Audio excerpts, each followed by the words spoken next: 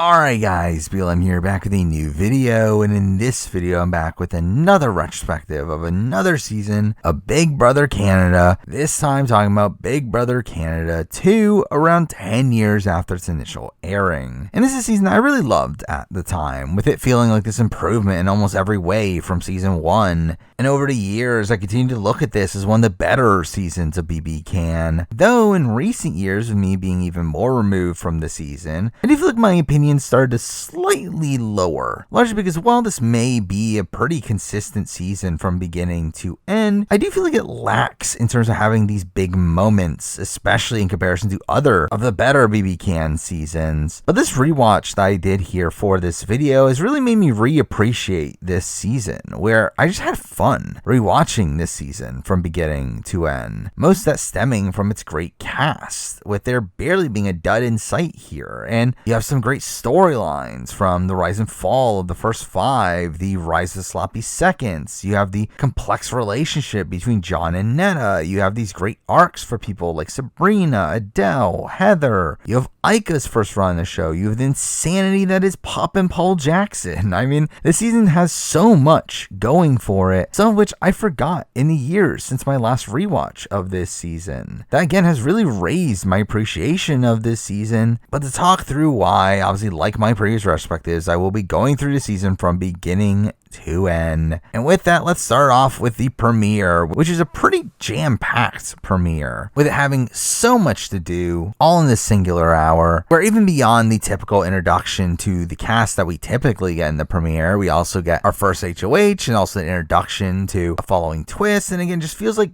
so much is happening in this premiere episode here, but it all starts with the obvious OTT intro. We talk about the season's theme being that of secrets, and that Canada will have power like never before, which actually sounds terrible, though surprisingly it doesn't end up negatively affecting this season that much, where despite twists still being pretty prominent in this season, just like most other older BB Can seasons, they surprisingly work to the season's favor and don't end up completely breaking the game, especially in the way where the next 2 seasons end up faltering. But anyway, we get the first 5 players being introduced here, that being Sarah, Sabrina, Kenny, Arlie, and Andrew, really being one of the only times that the randomness of who gets to enter the house first ends up actually mattering. Now, in terms of intros, first we do end up seeing Arlie, who instantly comes off as really over the top, talking about having trained for Big Brother full time and wants to be a god of this game, clearly being this season's version of Peter and Alec. You see Sabrina, who talks about how her strategy is to use makeup to get close to the girls while cooking to get close to the guys, which I don't even think it's a strategy she actually utilizes. We get Kenny, who obviously becomes a major player here, saying that he's a male model that looks like a lumberjack. But here we do learn that Kenny is coming into the season with a pretty big secret, that being that he's hiding that he's gay, which he is doing for game reasons, and the fact that he does want to have the ability to flirt with women and through that gain social capital with them, which ends up really favoring Kenny in the game, and the fact that he does end up building strong relationships with the women and kind of leads them on, which does help his positioning in the game. But I do think it is a bit of a questionable decision to make morally, in the fact that obviously again no one's forcing Kenny to out himself. It's obviously not really anyone's business, though I do find it weird the example that this sets for other gay people and telling them that they're better off not being proud of who they are, which again I do think is definitely something that was on Kenny's mind, and I think the season handles this storyline well enough to where it doesn't become an issue. But I do find his decision here to be a bit of a strange one perception wise. Next up we get introduced to Andrew, who really comes off instantly as this season's Tom, this kind of douchey guy who bartends shirtless and talks about how great he is with his people skills, which we don't end up seeing on this season. And finally we get introduced to Sarah, who is a young mom of 2, and that really ends up being a lot of her content on this season, which I think is a shame considering Sarah I do think is a pretty strong player. Yeah, it feels like on the show she's mostly utilized just to talk about her kids at home. But anyway, we do have the first 5 here entering the house, to which I will say the interactions with Larissa are still a bit awkward. I mean, it's definitely better than season 1,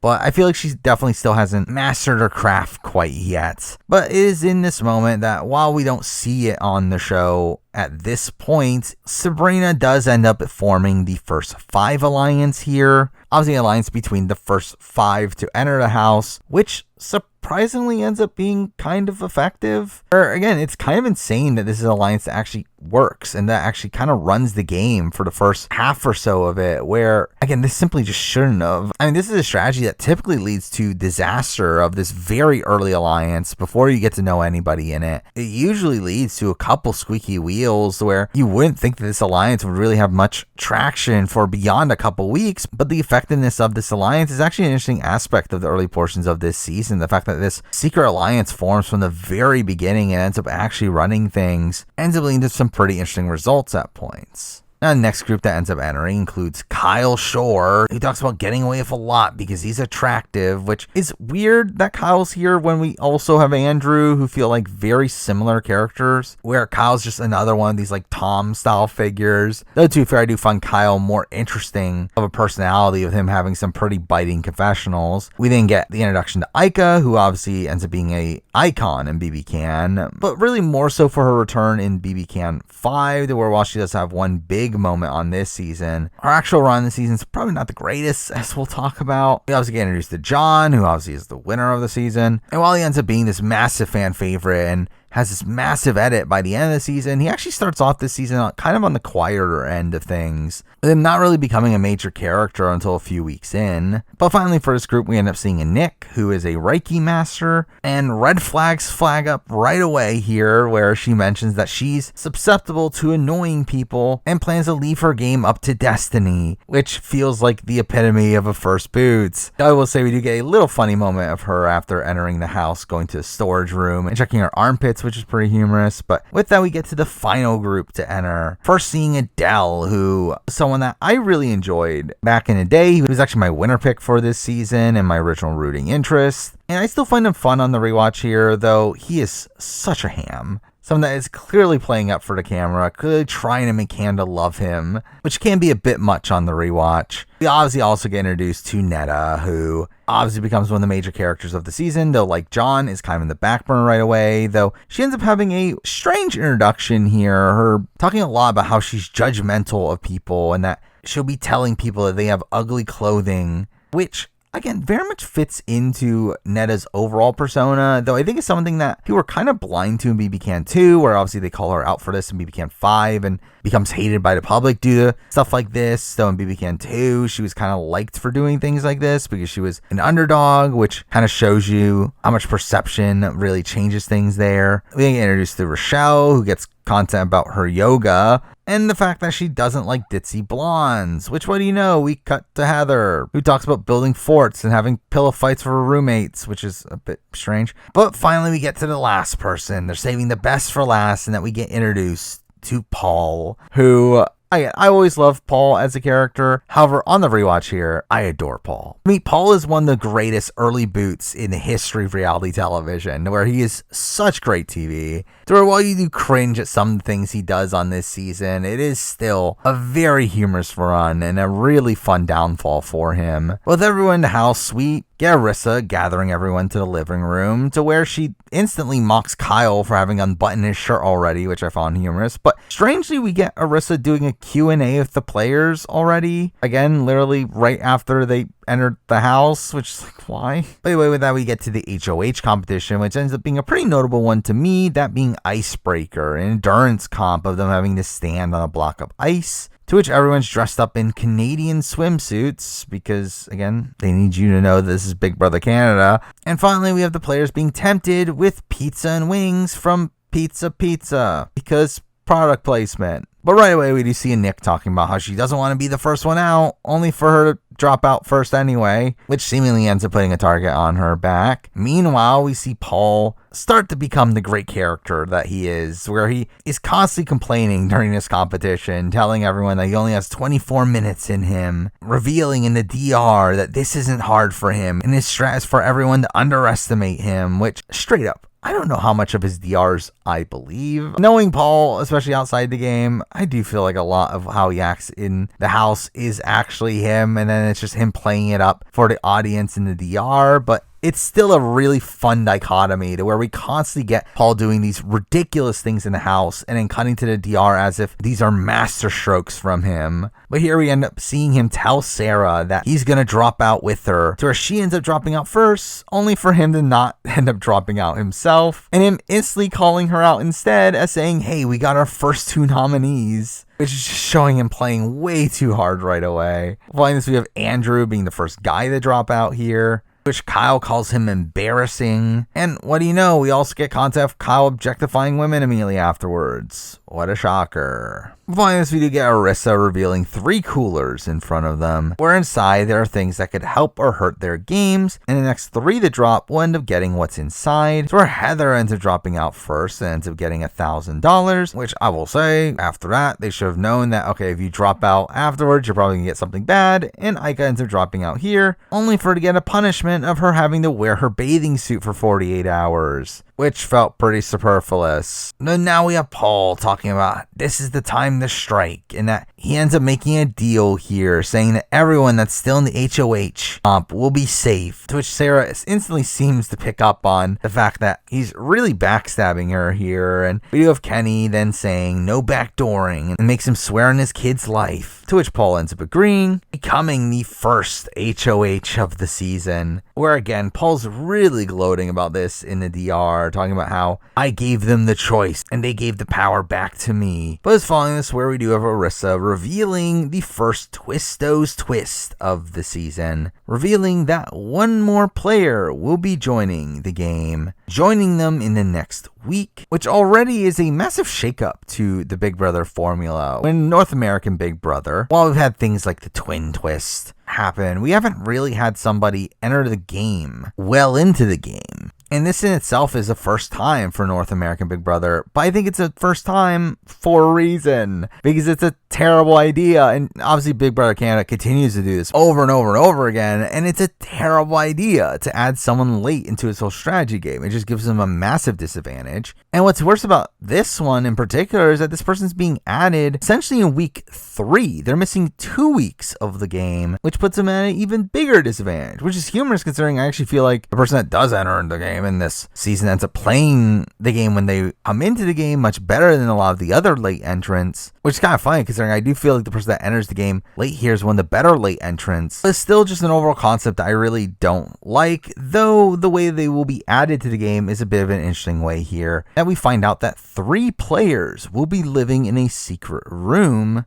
that being the war room, which just in general, I like the concept of having secret rooms in a house. I wish it was used more often in modern Big Brother. But this group will be on the feeds, and Canada will be voting between these 3. The winner of the public vote will end up entering the house. And this public vote aspect also, again, happens moving forward. However, I actually feel like it's utilized the best here in the fact that we, again, at least get to see these people beforehand and aren't just voting them based on their intro packages. There's actually some investment to be had in these people, though it also ends up further emphasizing the issues with this as well, and the fact that it's obviously just sucks for the people that don't get voted in here. The fact that they spent that much of their lives being sequestered away and then going through the application process only to not end up getting on the show, and also essentially being told that, hey, you're probably not going to ever be on the show ever again as well. It's really just a terrible thing to do to these people, and something that also stings a bit more that we did get to see a little bit of them, but don't get to actually properly see them play the game. But here we do get introduced to the 3, starting off with Scott, who is a drag queen, who obviously comes off as a lively personality and was a pretty clear favorite from the offset to be voted in, though it doesn't work out that way. Nate is a pretty generic guy that is just kind of boring. But then we also get the person that does eventually get voted in, and Allison, who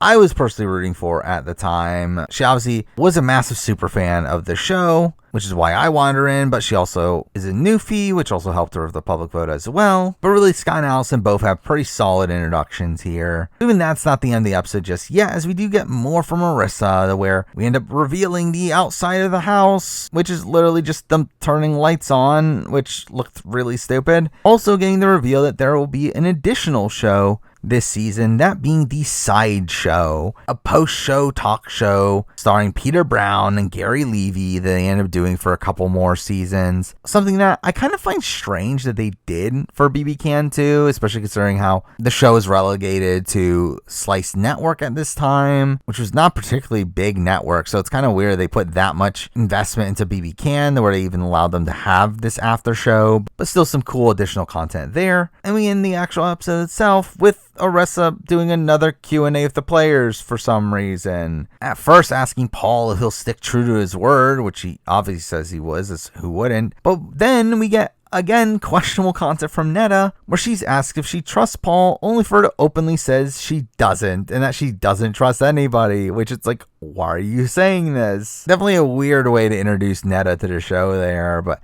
we need to end the episode with a couple DRs from the people not part of the deal being annoyed at the potential of them being in danger. Though we do have a Nick saying that she feels safe as most people like her, which was very clear foreshadowing. And with that, we do get to the first eviction episode, where Paul's obviously excited to be HOH and talks about how he can't believe that they fell for that and that they're so gullible, really playing into this villainous role here. But we transition from that to some very strange content here, where really the edit obviously wants to dunk on Andrew to explain why he later gets nominated. But the way they do that is by showing this scene of him doing a really bad Jamaican accent to Ica, which Paul later utilizes to rationalize him calling Andrew a racist. And again, it's not great. I mean, this definitely is a very bad look for Andrew here. And it really just seems like Andrew played this early game pretty poorly, with him supposedly getting drunk and being really abrasive. But we do also get a segment following this about a Nick,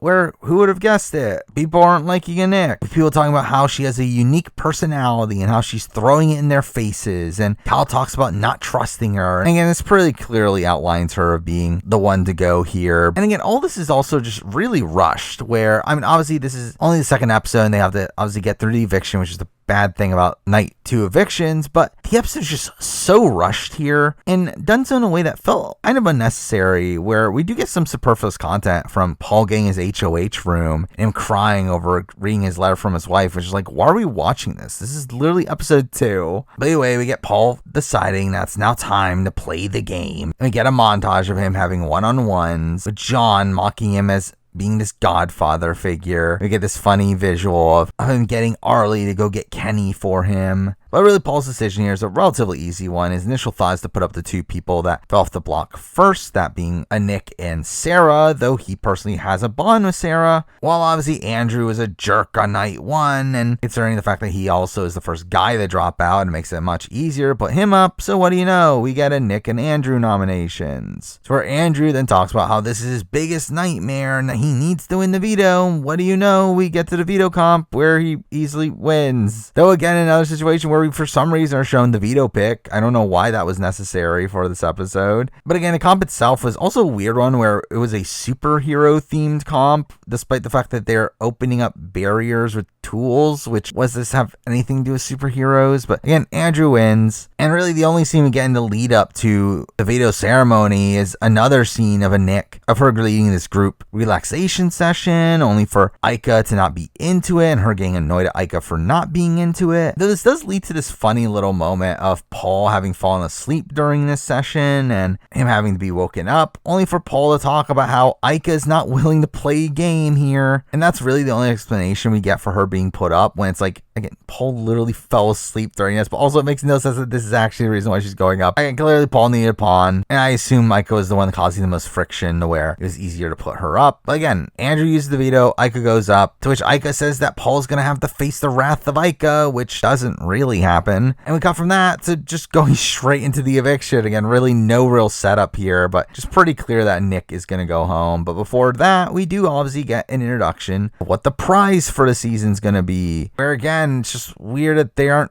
told about what the prize is before the season starts, but everyone is so excited over the fact that they can win a trip around the world, which is like, that's not really that big of a deal in my mind, but whatever. It ends up being a unanimous Nick vote here, but along the way we end up getting numerous first 5 symbols being made during the voting, which is funny considering the alliance isn't even shown on the show yet. But also it's really awkward how Arissa kept on acting as if she's shocked after every Nick vote, which is like, again, we get it. But anyway, Nick gets voted out there, but again, that's not the end of the episode yet, as we need the secret house guests to enter, and we have all of them coming out to the stage, to which we once again get very awkward interactions with Arissa here. We're obviously told what they're going to be doing here, to which they'll have to live in one room together with none of the other players knowing they exist, to which they do end up getting live feed footage with no audio, which is something that we do end up seeing being pretty detrimental to someone else's game on a future season that we might talk about, but here it doesn't really seem to play that major of a factor. But the episode does end here with the players being escorted by the BB Can Secret Service and them being blindfolded and walked to the house, which is just weird. Like, this was such a bizarre segment where they're playing this army music in the background, and we're literally just watching them being escorted to the house set, and it just keeps on going on and on and on. Again, to me, this was just the biggest waste of time. Again, could have been used to set up more of the dynamics in the house, but also feels like even more waste of time because, again, this is pre-taped. Weekend doesn't even have live eviction, so why do you even keep all this in? It's again just a weird way to end week 1 here, but with that, we do end up losing a Nick, who I think through this rewatch, I've probably come down on a Nick being one of the worst players in BB Can history. I think I definitely make the argument for her being the worst, where I think the reason why I didn't look at her as one of the worst off the bat was because of how affable she seems to be. Though even then, it doesn't seem like she was particularly loved by this cast. And seemed to just be a worse social player than I remembered. They're mixing that with the fact that it didn't really seem she had much strategic game to her and didn't really have much potential moving on in the game. I actually feel like she's probably a worse player than I remembered. Though obviously one that doesn't get that much to do in the show, considering she's obviously the first boot here. But now for week 2, where before the HOH comp, we actually get a decent chunk of content, largely focused around the Rochelle and Heather relationship. First seeing Heather making a deal with Andrew to not put each other up, which acts as a little bit of foreshadowing to Andrew's later HOH reign, but also foreshadows Heather's treatment in the house, with him talking about not trusting her and talking about keeping her in the house because they need a pretty girl, which again certainly doesn't help his cases about being sexist. But following that, we then cut to Rochelle, who then talks to Kenny, telling him that she heard that he doesn't trust her, which it gets revealed that this was all a test from Kenny testing Heather to see if Heather would leak his information, which doesn't really make much sense. Again, it really just kind of shows how gullible Rochelle is in her believing Kenny. As well, again, yes, maybe Kenny was testing Heather, but why would she not think that this is somewhat credible information? But either way, this seems to spark the Rochelle-Heather feud that, I mean, to be fair, was mostly just started on their personalities not really clicking too well, as we do see them later have a very awkward conversation about all this, with Heather saying that she secured Rochelle's spot with Andrew somehow. It is very sympathetic content for Heather, to where she thinks that she's successful, only for us to cut to the other women mocking her behind her back, which again is kind of a trend for Heather's run in the season. Well, then we then move on to the HOH comp, which starts with Paul coming out in a chicken costume. But here they will be divided in teams of 2, where one will hold up a basket while the other player will find potatoes in the yard and throw them into other teams' baskets,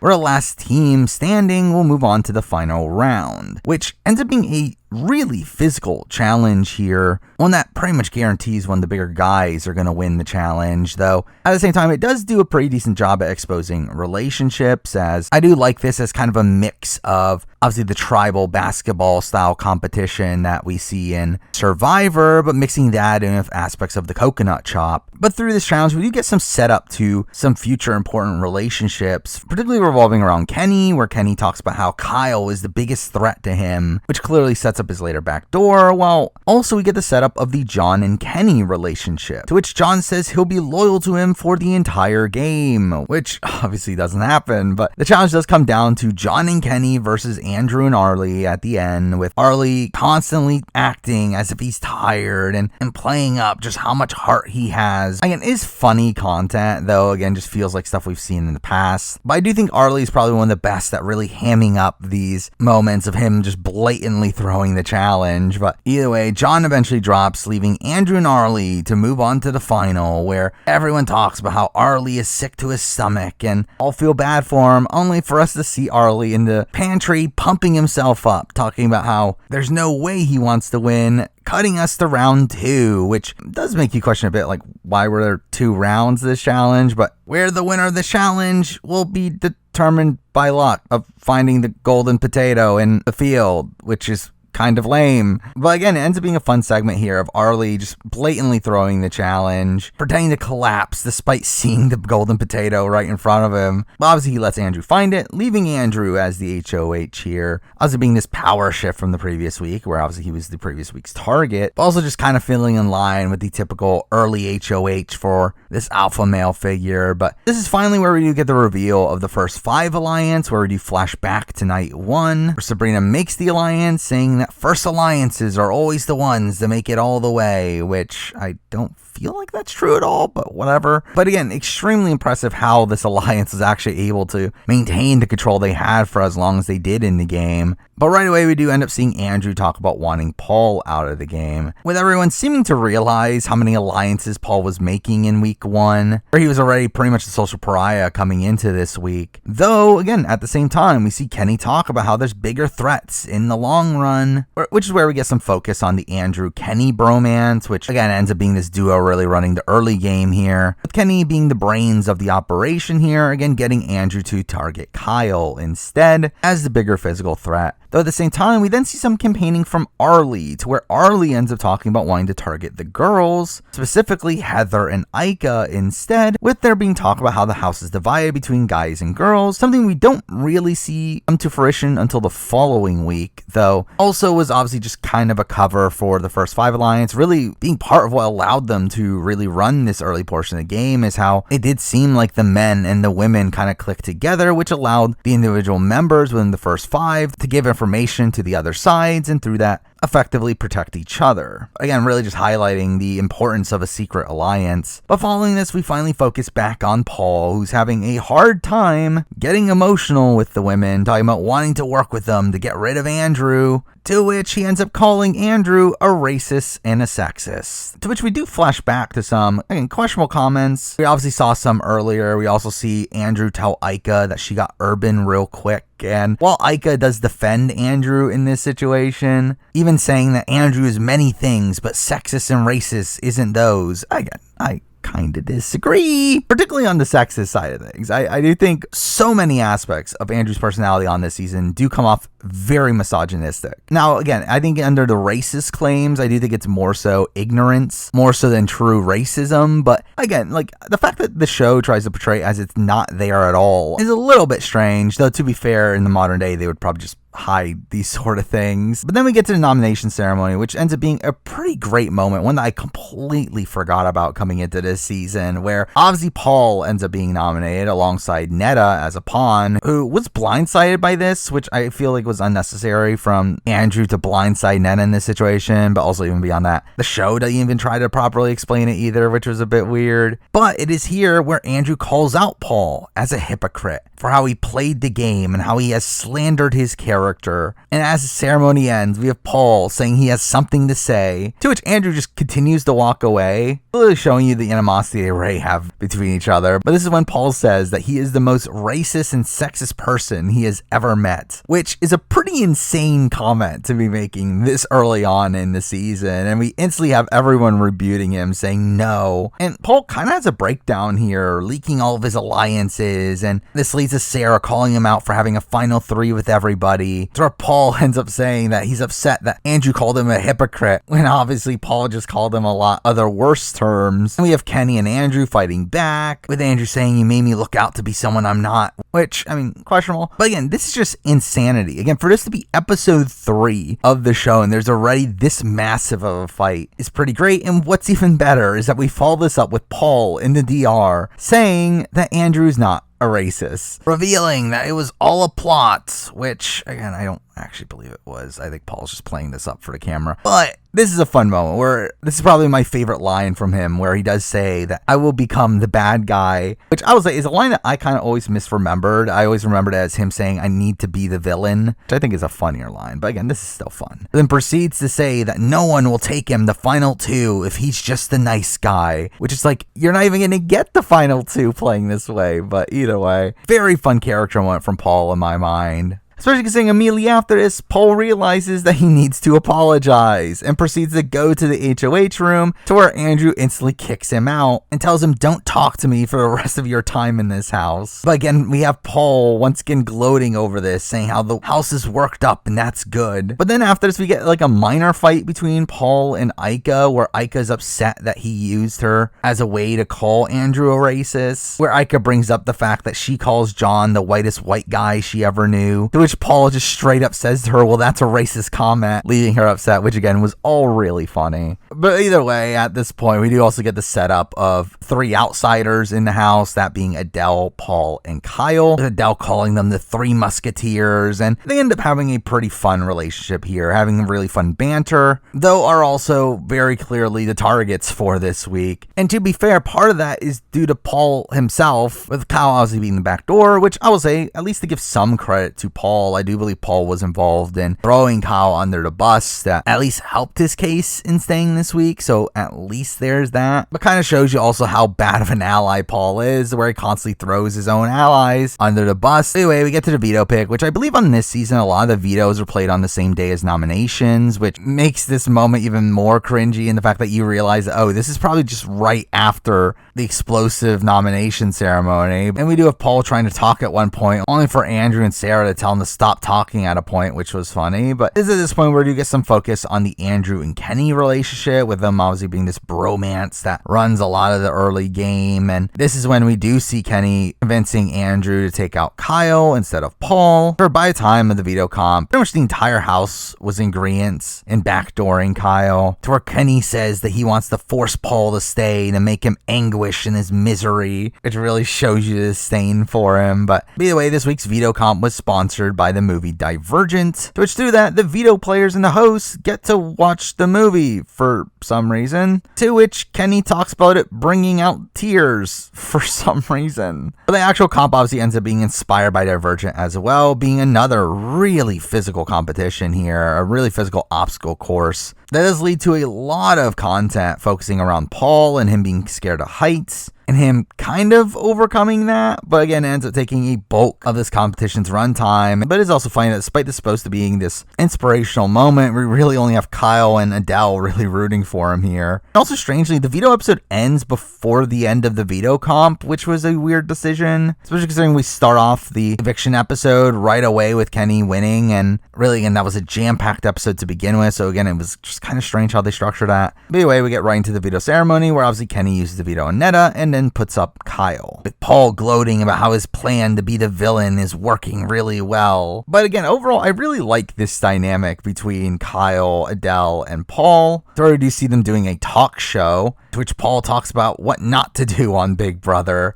Number 1, don't call someone a racist. But again, they have fun banter there, while Kyle and Adele are having this really nice moment that gets played a lot on this season, but this moment of Kyle ending up praying with Adele and caring about his culture, while also we get Kyle talking about his weight loss journey. And really, this episode really tries to make you really like Kyle, which is a bit strange considering obviously the rest of the season where he comes off as a bit of a douche, but even then considering postseason where he also comes off as a douche. But also this week we get a team building exercise where players are paired up to clean blindfolded for some reason, during which John and Netta are tied together, really setting up that relationship to where Netta talks about how John is the only person she trusts in this game, to where they really end up bonding over their dislike of Andrew. But again, obviously this Netta and John relationship is really the main storyline of this season. It is the storyline of this season is remembered for this pseudo showmance that ends up being underdogs at a point and end up taking control of the game, and obviously have the very notable outcome at the end of the season. But really, for a lot of the early portions of the season, though, Neda and John are simply just not that prominent in the edit. Obviously, the show's a lot more focused around characters like Kenny, Andrew, Paul, even Ika, to where while we do get these weekly check-ins on them on the TV show, their role in the season obviously is just simply not that important just yet. Anyway, we get to the eviction where the vote ends up being 9-1 here, with Adele being the only vote against Paul, which was more so a sympathy vote, leading to Kyle being evicted, where again, Kyle comes off very likable immediately after his eviction, talking about how great of an experience this was, and gives this speech about how he's realized that everyone is human. Again, feeling very Rob Zabatnik to me, talking about how this experience has changed his life, only for that to probably not really matter that much. But again, talking about Kyle, I think Kyle did come off as, again, a pretty douchey figure early on, had some pretty biting confessionals. At least that was kind of fun TV. As a player, I think he's really bad, though. I mean, while, yes, he was targeted because he was like the strongest guy outside of the Majority Alliance, he's also outside the Majority Alliance for a reason. He did not really get along with a lot of this cast, which that drama ends up extending to even beyond the season, and didn't seem to really know what he was doing in there. Though again, at the same time, he did have some likable moments, with his moment with Adele being one in particular that does still remain notable for me. But anyway, with that, we're not quite done with week 2 just yet, as we have to talk about the secret room, where obviously Nate, Scott, and Allison were in the secret room the entire week, to where again, we do get segments with them periodically throughout the episodes, where again, they do get to watch feeds, which leads to riveting content, like them talking about how hot Andrew and Kenny are, or them trying to find a gay guy, so that's something. And we do also see them talking about how the women are playing too easy and will be picked off, which I don't fully get how they got that read,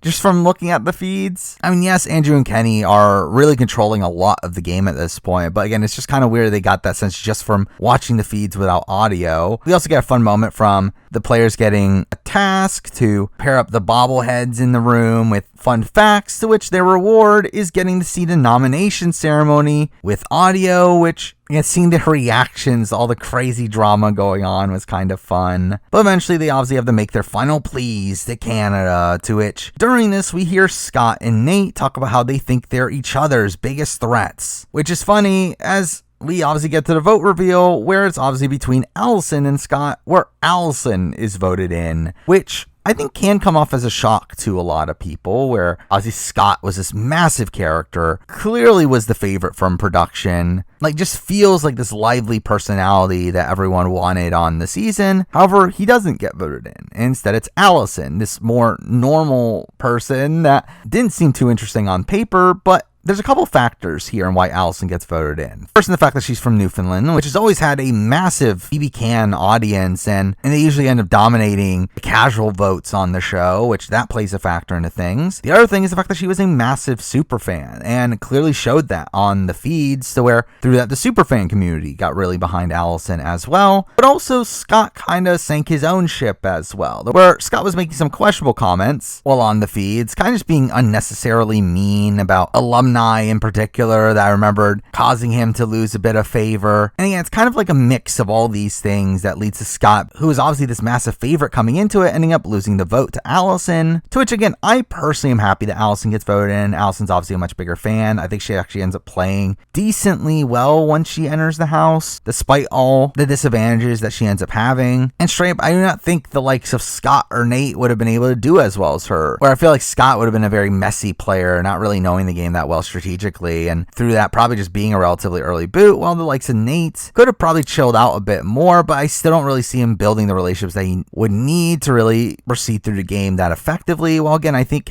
Allison does pretty well for herself despite having disadvantages, obviously coming in 2 weeks late, which is a massive disadvantage in itself, to where it took a while for her to even gain any traction in the house, where people were just constantly calling her the new girl and not really trying to even bond with her. Well, also the disadvantage of her being told that she can't tell the players about how she entered the house, which essentially makes it so that she has to lie to the other players from the offset, adding this added layer of barrier between her and the others, especially considering really no one ends up really believing her story. But we do end up seeing Allison being escorted into the house, which again is another awkward segment where we get a lot of time of Allison just exploring the house on her own while everyone's in the backyard, to which eventually the garage door opens and they are shocked to see Allison inside, to which we instantly see that Allison knows Kenny, because everyone in Newfoundland knows each other, which, by the way, also I should mention that fact that supposedly Allison and John also kind of knew each other as well, which again is just kind of funny how interconnected Newfoundland seems to be. Dawson and Kenny had a mutual friend, and we do get Kenny being worried about her outing his strategy about being gay, though that doesn't really factor into anything. But we obviously end the eviction episode here with Allison being given immunity for the following week, which again obviously is a necessity. I mean, while Allison's coming into this, probably one of the better spots anyone's ever had of coming into the house late, to where there's just so much friction from everyone else in the house that I think there's actually a world where Allison could have came out of this unscathed. You obviously have to give her immunity to give her time to blend in. But anyway, with that, we then move on to week 3, where HOH ends up being a Q&A about previous comps. So where kind of out of nowhere, Aika ends up being the only one to get one of the questions right, leading to her being the HOH, which should have been this really big power shift here. Aika is one of the only people not really ingrained in the Kenny-Andrew power structure, and throughout we instantly see Kenny feeling like he's in trouble, which he very much should have been. What is that this time, where we get some delusion from Sabrina talking about how her target's going to be Adele because Sabrina told Aika to target Adele, which, spoiler, Aika doesn't do, as we literally cut to Aika and Adele bonding, with Adele essentially becoming Aika's number 2 person across this week, which Adele's perpetuating to become allies. The person that's about to go out the door is a pretty humorous trait of his, but we do see them talk strategy here, including them talking about how John is injured and because he's not worth going for, which is just kind of thrown in there out of nowhere on the show here, where we do later end up seeing the moment, but John did injure his shoulder earlier on this season, which ended up playing a pretty decent factor into his game here, kind of lessening his threat level in a similar way that happens to Tyson in Blood vs. Water, where because that no one really talks about targeting John during the early portions of this season. Obviously here we do see Adele wanting her to put up Andrew and Kenny, but Aika refuses to do it because she says she'll be screwed, only for us to cut to Andrew and Kenny talking about coming directly for her. To which I will say, obviously Aika comes back and through that becomes one of the best BB Can players, but her gameplay on this season is abysmal. And I actually forgot just how bad it is. The fact that she is so aware of the fact that Andrew and Kenny are coming for her, yet still just does not target them. And instead goes through with a plan that is so ripe for her to be blindsided, where instead she talks about how her nominations are going to be Paul and Heather, with her targeting Heather because she hates Heather. But she wants Paul to stay, as she wants to use him to go after Andrew and Kenny. The problem is that if she puts Paul on the block, Andrew and Kenny are going to want him out. And while obviously she doesn't know about the first 5, she doesn't know necessarily about the connection that they have with Sarah and Sabrina that ends up being this massive foil for her in a game, I just feel like the overall concept of putting up Paul to begin with is misguided, to where it's really just taking out a number for your potential side moving forward, and also putting up Heather and wanting Heather was also doing the same thing as well. Heather is someone that wanted to work with Aika, and Aika just continues to push her away simply because she just doesn't like her. And we do have Netta seeming to have a somewhat accurate read on the house at this point, telling Aika that it's stupid to go after Heather and that they're just getting rid of one of their numbers, though that obviously is for naught. But it's at this point where we do get some focus on Allison, where I do feel like Allison actually, again, plays this decently well. I mean, again, she wasn't really given much of a shot after coming into the house. Most people didn't really want to care enough to build a relationship with her, as obviously she joined in 2 weeks late, though despite that, I think she does decent work in trying to play off both sides, pretending to the women that she's potentially going to work with them, while also building relationships with the guys, particularly Kenny and Andrew, that ends up putting her in a somewhat safe position, along with the fact that obviously we do see the start of this Andrew-Allison showmance, with Andrew being the only one that's trying to get to know her, which ends up being kind of an awkward showmance here, where, again, they end up coming together almost instantly here. Yet despite that, we hear Allison talk about how she's not really interested in him in the real world, and I think it becomes pretty clear that she is kind of playing Andrew. Now again, I think she genuinely enjoyed hanging out with Andrew and found Andrew to be her closest person in the game, though I think 100% also Allison knew how much this benefited her game and how this did keep her safe from the top of the power structure. Though at the same time, we do see the first 5 kind of being annoyed at how close Andrew is getting to Allison. So while there are talks about how they're going to need Andrew to cut Allison down the road, obviously obviously never really comes to be. But anyway, we then get the nominations locked in with Paul and Heather nominated, along with the veto pick to where Andrew, Arlie, and Netta are picked, to where both Netta and Arlie end up throwing the competition, while Andrew wants to make sure Paul goes home, to where we get kind of ridiculous veto comp of everyone dressed up as a squirrel, to which Allison comes out, and we get this really weird flirting between her and Andrew, with again him being in a squirrel costume, but the comp is cracking nuts after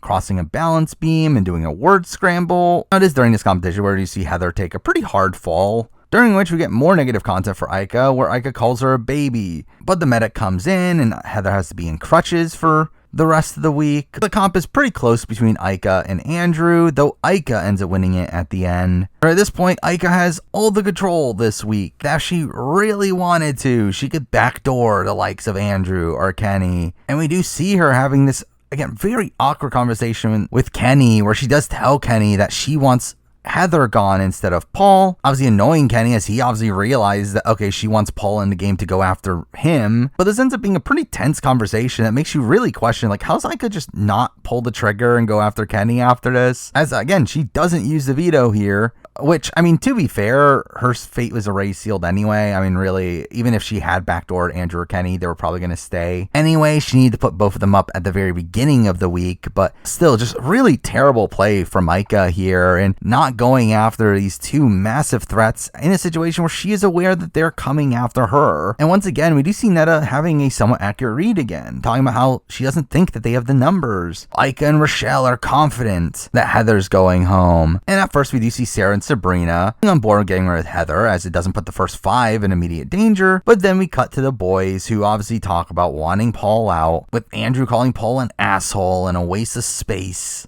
To which they obviously talk about pulling over Sarah and Sabrina, to where while Sarah does really struggle with this decision, she does end up deciding to flip here, with there being this new plan in place for Sarah to flip, while Sabrina stays on the other side to be a mole for them, which, again, is pretty good play. Once again, keeping the first 5 relatively a secret, to where while they had to expose themselves a bit with Sarah showing her hand here, they at least had Sabrina to fall back on to give them information. Though I will say, from Sarah's point of view, I do think this is pretty bad for her game. It is her essentially being looked at as the sole person to flip against her alliance, again, gaining a lot of animosity there, and really making a move that benefits Andrew and Kenny way more than it benefits her. As for her personally, it doesn't really make that big of a difference on which one goes, but through this, she's obviously now forcing herself to play with the other side. And again, I do think she plays well from that point on, which again, I just feel like overall Sarah ends up being a bit too loyal to the first 5 in this instance, and should have fought back a bit more to keep her cover. But again, while all this is going on, Ika still believes that the plan's going through and ends up telling Paul that he's safe, to which we get fun content from Paul once again of him dancing, to which we get the reveal that he's called Poppin' Paul, which is a nickname I always remember. But there's also in this instance where Del gets upset at Paul for dancing, as it makes him look confident, which, again,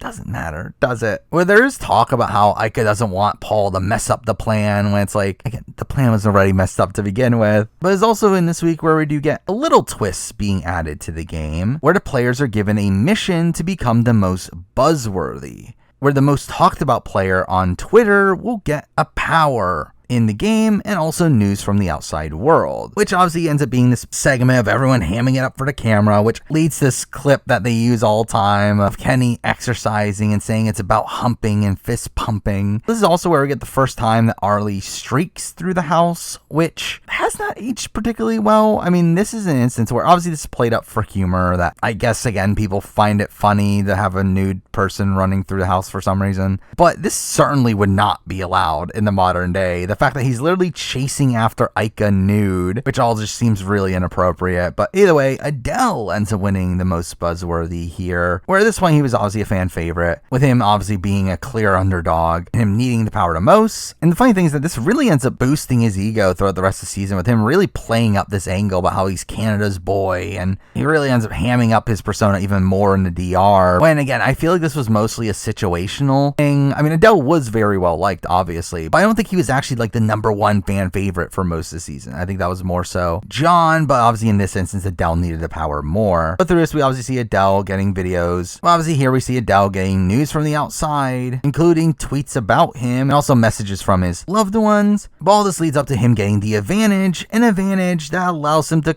compete in any veto of his choice. A pretty bad advantage, where really it's just him allowing himself to not be backdoored once. Again, not even guarantee that he's able to win the veto or anything. It's just all around kind of lackluster. And we instantly see him talk about how he plans on lying about his power, with him clearly knowing it's not that good, but obviously he's pretending it is for the show. And he ends up telling the others that he got a crazy power, with there being worry about it being a diamond power of veto, which some people were worried about early on, though obviously as the weeks go on and his allies and him going home, it makes it pretty clear that his power isn't that. But when you see the Adele and Ica bond grow even more here, where she ends up being the only person that he tells the truth about his power to, and create a plan to spread lies about his power to try to gain allies. And we do see Adele spread this information to John, this seeming to gain him favor with him, which obviously ends up being a pretty important relation for Adele later down the road. But it's also during this week where we get the reveal of the fan meter. A really arbitrary meter that continuously ticks up, supposedly based on fan interaction, which is really just this arbitrary way to make Canada feel involved, when obviously the things that stem from this fan meter were obviously going to be planned anyway. But we hear here that once it reaches 2 million, there will be a secret Marsha mission. So that's something. And really it just ends up just being a kind of lame way to announce upcoming things for the following week. But as we get to the eviction, where right beforehand we get this pretty awkward moment of Arissa showing the players their falls, to which there was a slip and slide have-not comp this week, to where most of them stem from that. But then we cut from those to John dislocating his shoulder and Heather falling in the veto competition, to which again she actually got injured. So again, just weird way to package all this. But either way, we get to the eviction, where Heather still seems to be pretty aloof on how close the vote is going to be, where really a lot of the house ends up being blindsided by the 6-4 Paul eviction here, where obviously the guys stick together here alongside Allison and Sarah to vote out Paul. Really the only time that John and Netta work on opposite sides during the early game. But we do have a fun Paul exit interview here, with him being so excited to see his family, and Arissa has to tell him to stay on the stage. He tells him to not cry yet. We have him openly calling out Andrew as being a jerk and saying he doesn't want to see Andrew's goodbye message. But anyway, we obviously lose Paul, who again was such an incredible character on this season. I think Paul ends up being one of my favorite pre-jury boots in all of Big Brother, to where the way he's able to ham up his gameplay in the DR, despite it clearly not being purposeful while he's actually in the game, is a very humorous aspect of his run here. We also have his ridiculous plans, like calling out Andrew for being a racist and a sexist. We have him getting everybody to throw the first HOH comp. We have his constant throwing of his allies under the bus. There's so much fun stuff from Paul in the early portions of this season, to where while he is a terrible player and one that is kind of the epitome of playing too hard too fast, I do think he made for fantastic TV and is always something that I've remembered pretty fondly from this season. But now for week 4, where we do start off with obviously the reactions to the previous vote, where Heather was blindsided by the women voting against her, though strangely this ends up being followed up by her building a bond with Sarah that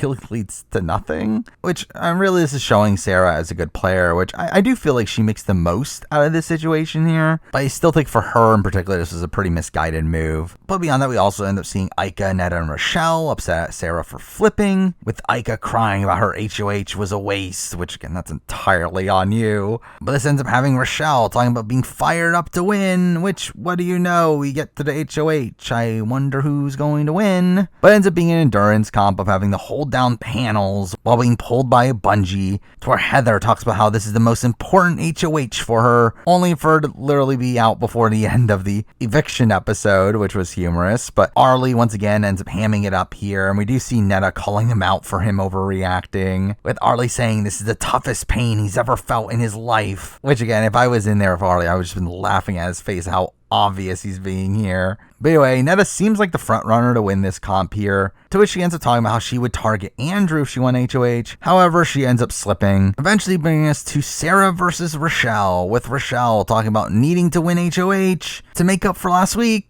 by taking out Heather for some reason, which it's like, why? Anyway, Rochelle wins, and she does end up having to pick have-nots right away, picking Heather despite her already being on slop. And we get a little funny moment from Sabrina of her volunteering, only then being upset that she can't stay in Rochelle's HOH room. But really, this HOH ends up being a really frustrating one to watch. I remember at the time that it was just so annoying to see Rochelle, who was just blindsided by last vote, instead of making a move against the people that blindsided her, instead just works for them instead. Well, right away we see Netta here talking about wanting her to make a bold move and go for the guys, only for her to say, no, I'm gonna put up Allison and Heather, and that she's upset at Netta for trying to influence her noms, because obviously no one is doing that here. But we do get a little humorous moment of Ika being upset at Rochelle for wanting to take out Heather instead of Andrew and Kenny, which again, that's literally what you did the last week, but either way. But it's here where Sabrina talks about how Ika is cornering her and that she's upset that Ika isn't backing down, which really this Ika-Sabrina rivalry ends up being a pretty big one during this week, though a lot of it doesn't really make the show. And again, it kind of falls into the typical fare that you would typically see with Ika, of her getting upset at people that are being fake to her, and we have them constantly getting into fights. But really all that obviously ends up putting a bigger target on Ika's back, and really obviously Sabrina ends up having a massive influence on Rochelle's HOH here. I mean, this is essentially just Sabrina's HOH. This is probably her high point in this season, the point where she has the most control over what's going on. Where despite them continuing with those initial plans for nominees, we do have Sabrina telling Rochelle that they actually need to backdoor Ika, as Ika will go after the guys. And if they don't get rid of Ika, the guys will then target them for not protecting them, which, what does that mean? Like, this is just all entirely complete nonsense. Where if you don't target Ika, the guy's number one target, then they're going to target you? No, they're going to target Ika. That's why you keep Ika in the game if you're someone like Rochelle. And again, it's just insane that Rochelle actually believes this. It actually ends up buying into this plan. But again, it is this week where Sabrina does get a lot of negativity surrounding her, with us getting a massive montage of her being emotional and everyone talking about how they see through her. We even see her own alliance being scared of her, to where we see Sarah having to hide during Kenny's conversation with her, as Sarah was scared that Sabrina would have an outlash at seeing Kenny and Sarah talking alone, which also has Kenny talking about how he'd be targeting her if he was in the first 5. Like, all this really negative content for Sabrina, really showing you how little respect she had in the season from anybody but Rochelle. Yet despite that, Sabrina is really thinking she's running the game at this point, telling Allison that she's going up as a pawn and trying to do this like Godfather move here of telling her it's not going to be you and be a smart girl to figure out who it's going to be, which just ends up confusing Allison even more. But anyway, we get to the nomination ceremony where obviously Allison and Heather go up, with really a bulk of the house at this point being in on the Ika backdoor plan, to where we do get a little humorous moment here of Andrew talking about how he will use the veto on Allison, but the first 5 is always his priority, to where we literally get this shot of them making out and him doing the first 5 symbol behind her back, which is funny. But anyway, we get to the veto pick, where this should have been the biggest red flag of them all, of Rochelle getting house guest choice instead of picking her actual allies like Netta or Ika. She picks Kenny, the person she's supposed to be against at this point. Which, I mean, to be fair to Rochelle here, I mean, she does end up actually being added into the first 5, essentially being the 6th member of it by the end of this week. Just the problem is, again, she has no real respect in the game. Either way, we then get to the veto comp, which ends up being the Yankee swap comp, which ends up playing out a really interesting way here, where Allison ends up winning the veto here, despite coming in 4th in the actual competition, where Heather actually ends up beating her here, coming in 3rd, but proceeds to not take the veto, assuming that other people are going to take it instead going for taking some money, only for Kenny, who comes in 2nd, to take that money from her, which is actually really dumb, as the money ends up getting revealed to be $18.35, which is really cheap on Big Brother's end, especially considering the later money they end up just doling out at the end of the week. But Sarah ends up surprisingly winning this competition competition here. Instead, just takes a slot pass, which is kind of random. But through that again, Heather had the opportunity to take the veto. Mind you, if she did, more than likely Sarah and Kenny were going to take it from her as they didn't trust her in this instance. But it is still a really humorous way for this comp to play out. But obviously with that, Ika realizes that Rochelle and Sabrina are not working with her anymore, to which she ends up confronting them, getting emotional about how betrayed she feels, and is essentially told that she's going home, to which Adele ends up consoling her, really solidifying their bond. And obviously Allison eventually uses the veto on herself, and Ika is named as a replacement, to which Ika says that she's going to fight, to which she now tries to work with Andrew and Kenny, which obviously doesn't work, where obviously she's just doing this just to plan on targeting them the following week anyway. So again, this was kind of dumb. But it's also here where we do weirdly get some nice content between Heather and Ika, where they end up making a pillow fort together and seemingly bond, to where Ika ends up apologizing for the personal attack she ended up making to Heather, which is weird that she does this considering she immediately continues to make personal attacks against her following this. But either way, we obviously see the punishments from the veto be doled out, to where Heather has to wear an 80s fitness outfit and has to work a certain amount of steps per day, which we see her getting strategic content here and her talking about using it to her advantage and her being able to listen in on game conversations, which I doubt really played a factor. But we also get Rochelle wearing a hot dog costume, which ends up being a funny visual for a later scene, though also ends up leading to a pretty suggestive comment from Sabrina saying, "You're the only hot dog I can eat." And we do get John having a punishment, having to jump into the pool every time a alarm sounds, to where we finally see him have times where he woke up in the middle of the night thinking that he had heard it and then jumps in just in case. To which with that, we also get our weekly John and Netta segment, to where Netta ends up calling him a big brother, which is weird considering they're very clearly flirting. And while they never act on it and are pretty respectful to John, who obviously has a girlfriend back at home, you can very much tell the amount of romantic chemistry there is between the two. But beyond that, we also get some pretty fun segments through this week. One of them being super notable here, and John and Allison being called to the DR, where they end up finding a disco and are given a whole bunch of alcohol, and they have the secret task of having to get drunk and have no one else suspect anything, which leads to a fun moment of them literally talking to each other where you can't even understand the words that are even coming out of their mouths. And then also see the players seeing the fan meter for the first time, where they're obviously confused by the numbers going up. And once it hits 2 million, fireworks end up playing,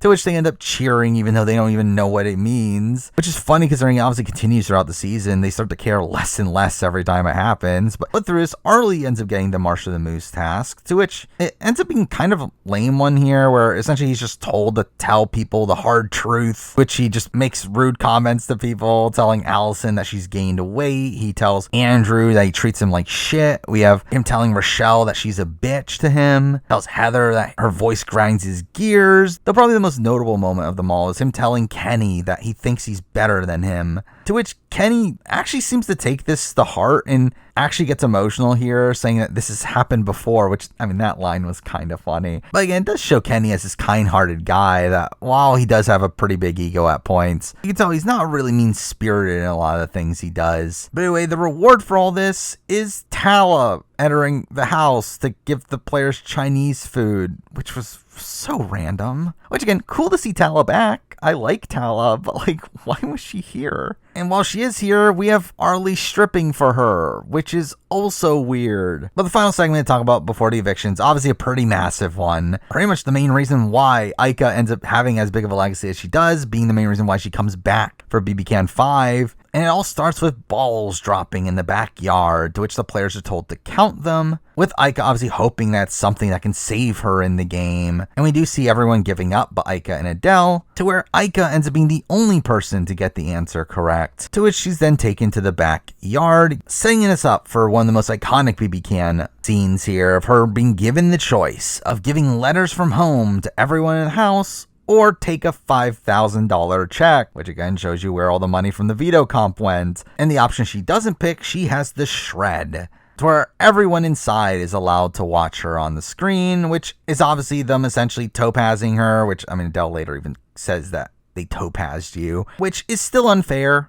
In this instance, again, I don't know what BB Can's obsession is, especially early on, in showing them moments like this. Though at least this one was obviously less strategy-based, where obviously the Topaz one was literally her being made to make nominations, while this is more so just Ika having to make this decision. And considering Ika was already on her way out anyway, it doesn't even have a lasting impact. But again, I do think if it wasn't Aika here, this definitely could have had some unfair ramifications. But Aika ends up talking out loud, and obviously is trying to make good TV here, talking about how she could bribe them with the letters into keeping her, and picks up the check to pretend like she's about to shred it, only for her to obviously take the money and then gloat at her shredding each of the letters, where obviously the players inside are upset. And again, Kenny and Andrew obviously come off as massive dicks here, constantly calling her the B word, which is not great. We also have Rochelle yelling, "Fuck you, Aika," and her letter is shredded, which is actually really funny considering again, she's doing this in a hot dog costume. With the only people she ends up showing remorse for here are John, Netta, and Adele, with her saying that Adele and Netta are the only ones that'll vote for her to stay, which Kenny says is a telltale sign right there, which in essence is Aika kind of throwing them under the bus. And we do instantly see Netta trying to do damage control on that right away, but obviously the back door ends up opening up and we see her laughing as she walks in, with Andrew and Kenny flicking her off, saying, "Fuck you," leading to this pretty big fight between the two. That's, again, just Kenny and Andrew coming off pretty unlikable here. And while Sarah herself is obviously very upset at this, like, she at least is a rational mind in this instance of saying, what else was she supposed to do? You're obviously voting her out. And what do you know? We then cut to the eviction where it's a 8-1 vote where Aika gets voted out, with Adele being the only person on her side. Again, there's no reason for Aika to not take the money in this instance. She was on her way out anyway. No matter what, even if she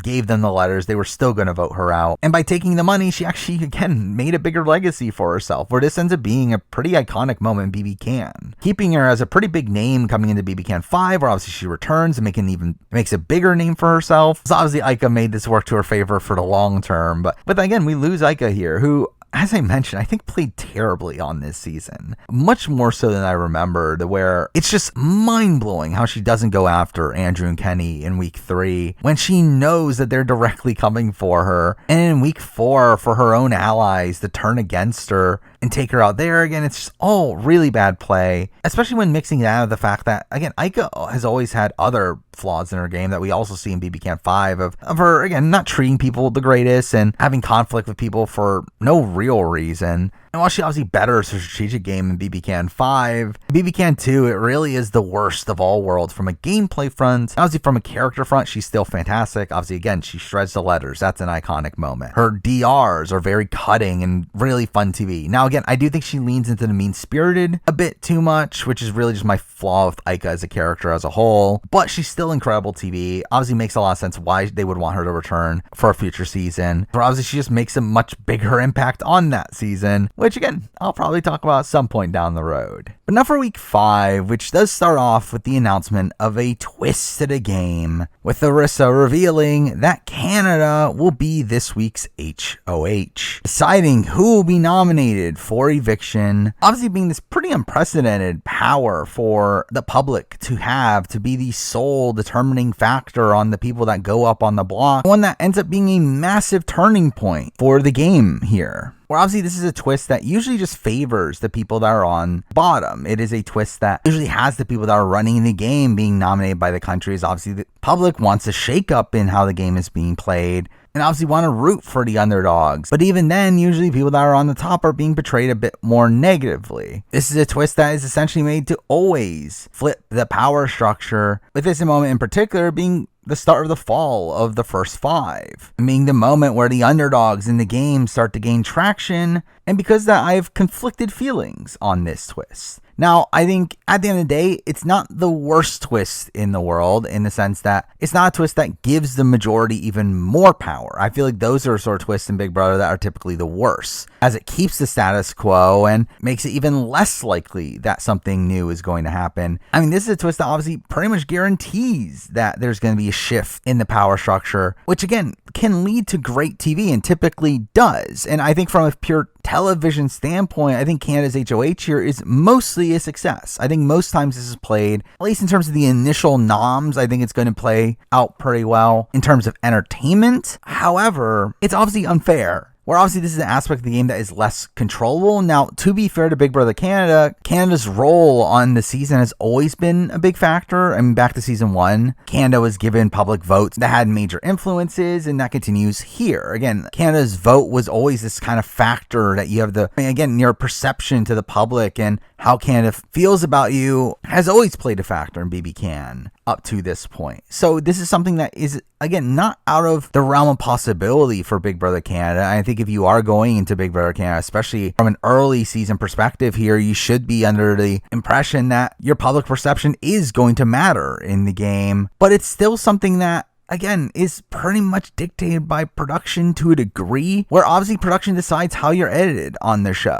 Where through editing, you can really portray a situation in two vastly different ways. And through that, again, production definitely has a lot of influence in how people are being portrayed, which obviously directly leads into how the game plays out. And that's an aspect of this I don't love. However, I think in this specific situation, it doesn't really play that major of a factor. Or again, while this is this turning point in the game, it's not a game breaking one, largely due to the fact that the house was split coming into this HOH. Where already at the time of this HOH, the likes of John, Netta, Adele, and Heather were already coming together and planning on targeting Andrew and Kenny. Arlie at this point had already started to create plans on flipping on the first 5 in the near future. So in reality, this is a twist that really just ends up deciding which of these two pretty equal sides ends up winning this HOH, and through that obviously changes the direction of the game, but in a position where, again, this game has already been heading in that direction. Now, again, it sucks for the first 5 for them to lose control in that way. I mean, for them to essentially be told by Canada that they are hated, and to them, they obviously look at this as them being screwed over by a twist. But the reality is, again, that this was a likely outcome for this week either way, though it really did obviously give the underdogs in the game here much better standing, as, again, they look like the good guys from Canada's point of view,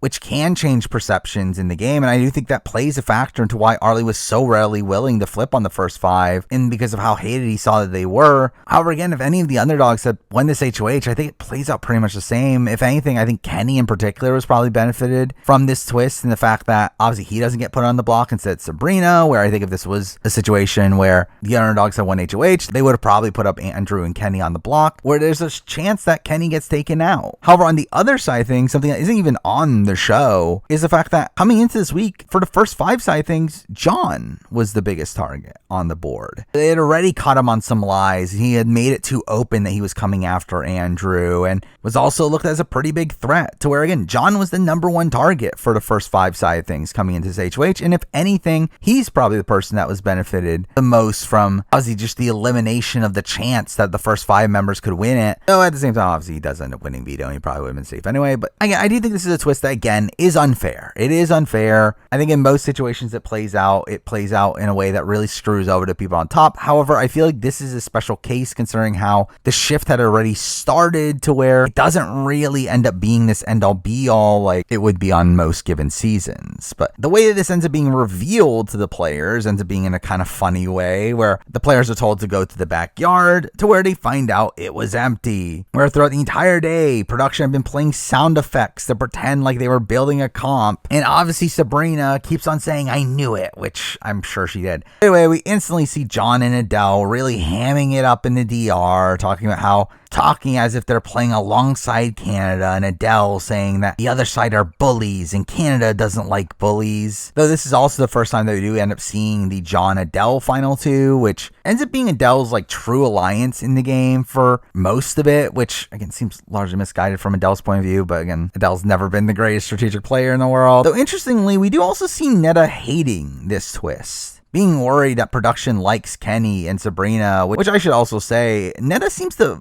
very much overestimate Sabrina's game ability and also likability across this season, which happens constantly, which is kind of humorous. But also we do have Netta being worried that she'll go on the block, being worried she's looking like a catty girl, which is funny considering that's obviously the way she's portrayed in BB Can 5. But then we cut to the first 5 perspective, with them obviously being worried that Canada doesn't like them. Andrew instantly knows that he's going on the block and that he looks like the bad guy, all while Sabrina feels safe because Canada wants to keep the players in the game, which I'm sure they do. But anyway, Sarah and Kenny do talk about not wanting to work with Andrew anymore if Canada doesn't like him, which again does show the impact of this twist, where again, like, while inherently I don't feel like it really changed that much, I do feel like this aspect of public perception and how that changes who people want to work with is probably the bigger deal that comes out of this twist, and how it could screw someone over with their allies, if they're perceived to be hated, and again, that's an aspect I don't particularly love. Though I will say another downside of this twist is the fact that because nominations are being made by Canada, there's not much strategy to be had here. There's obviously not much strategizing over who's going on the block because there can't be. And instead we get weird segments like the HOH room being open for everybody for a 1 hour period, but to enter they have to sing "Oh Canada," to which inside they get beer and maple syrup, and all this was really pointless. We also get a pretty funny have-not comp of Big Brother Prom, where it's essentially charades, but players having to guess what type of dance the other person is doing. And in particular, John and Adele have a really funny run here where they're already disadvantaged, only being the two of them, in the situation where the others are in teams of 3, but they also just completely bomb here of like Adele just passing on almost every dance and John just not knowing anything. But anyway, we also get the manners police, where Sarah comes out in a cop uniform and has to hand out tickets without saying why, which Arlie gets in trouble for exposing himself a lot, Andrew gets in trouble for picking his nose, and John gets in trouble for touching his crotch, and all have to wear shirts that say this and must publicly apologize to Canada, and all this was really ridiculous. But either way, we get to the noms, where Rissa is there to announce them herself, to which she announces that Andrew and Sabrina have been nominated, to which obviously John props up Canada for making a huge move. But again, this was kind of obvious coming into this twist. If you were there at the time of the season's original airing, it was pretty clear Andrew and Sabrina were the two most hated. Though interestingly, from what I remember about this, the third highest vote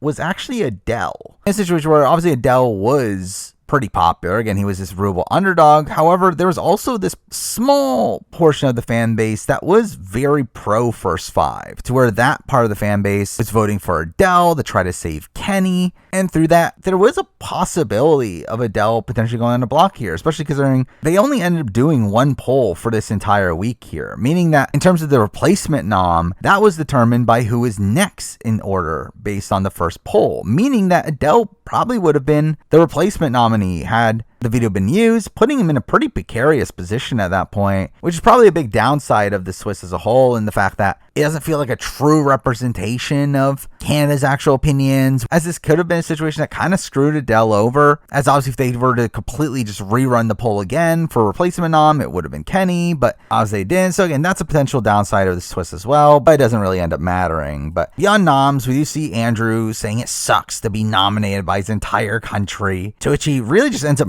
being around for the rest of the week, talking about wanting to go home. We get Arlie saying that he knew he was going to have to flip on the first 5 at some point, and now, because of Canada, he knows it's the time, which again, played a factor here for sure. Now, again, I do think Arlie was already starting to flip on the first 5 anyway, and I do think if one of the members in the minority had won HOH, I do think Arlie would have taken the opportunity to fully flip at that point anyway, though this definitely really solidified it here. And we do get this really funny little moment of him in the storage room by himself saying, how are they going to stop me? Oh my God, they're not going to be able to. And it's like Arlie's like overconfidence in this season is just really humorous to see, especially considering this is a pretty bad move for Arlie to be flipping on the first 5 this early. Now, at the end of the day, again, there was nothing he could do. I mean, Andrew was going home, and obviously, yes, it is good on Arlie for him to start playing both sides. He does do some pretty good work at this point in the game, but he kind of plays the middle a little bit sloppily here, to where he doesn't really manage his relationships with the first 5 particularly well, to where they do catch on pretty quickly that he's flipping, which kind of just increases the target on his back. Though, interestingly, we do see him try to rope Sarah into this as well, to where he includes Sarah in most of his plans with the other side, to which Sarah herself is worried about this, as she doesn't have the same relationships he does, which really, this lack of commitment from her ends up really costing her game, as she remains a bit too loyal to Kenny. But in essence, really to show you how well positioned Sarah was within the first 5 side of things, where even when Arlie flips, he's trying to pull Sarah over with him, showing you how close even they were, even though Sarah was always more loyal to Kenny. But anyway, we get to the veto pick, where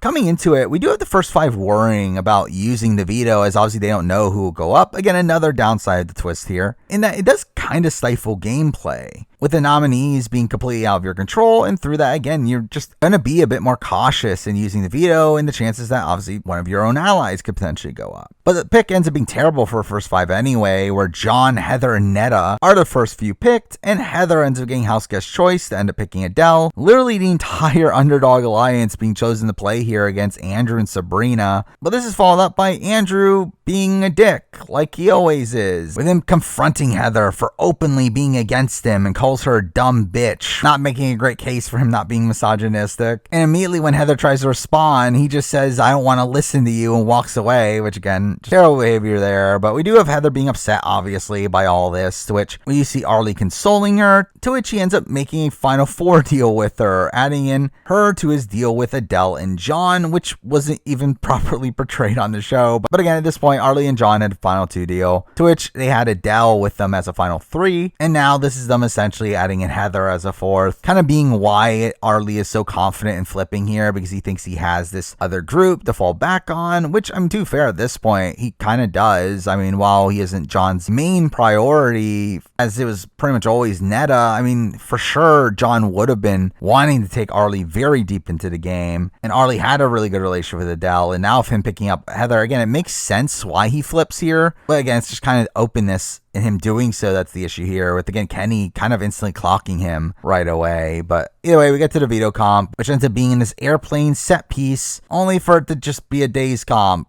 of them solving riddles to find items, and if you're wrong 3 times, you're out. And what do you know? Everyone fails 3 times except for John. John wins the veto. It was kind of dull. And what do you know? John decides to not use the veto. Who would have guessed? But at this point, Andrew seems to be fully willing to just go home now, not wanting to campaign against Sabrina, as he thinks she deserves it more than him. Though strangely before the eviction, we do see John getting paranoid that Andrew has the votes to stay, which I don't fully get why he thinks that's the case. But anyway, he tries to rebond with Andrew just in case, and decides to tell him that he'll vote to keep him, while also then running back to Sabrina and telling Sabrina that Andrew's campaigning against her, which is kind of just sloppy play. Again, there's just feeling like unnecessary lies, considering obviously he's never going to try to keep Andrew, and the information he gives to Sabrina could just easily be fact-checked with Andrew. So again, none of this felt particularly logical. But anyway, during this week, we do also get a lot of content on Kenny, where we do see him building his bond with Rochelle, talking about flirting with her, obviously utilizing the strategy he came into the game with. Though, we also get a really touching moment here as well, where we do get him struggling with keeping up this persona, to where we have him talking to Sarah, where he obviously reveals that he's gay. He talks about just wanting to be him, and we see this bond really grow between them. And again, this is all really touching moment. One that ends pretty finally with Sarah asking him, would you date John? And him responding, fuck no. But also strangely, before the eviction, we do get a weird Newfie segment with the families of all the people from Newfoundland having a party where John's family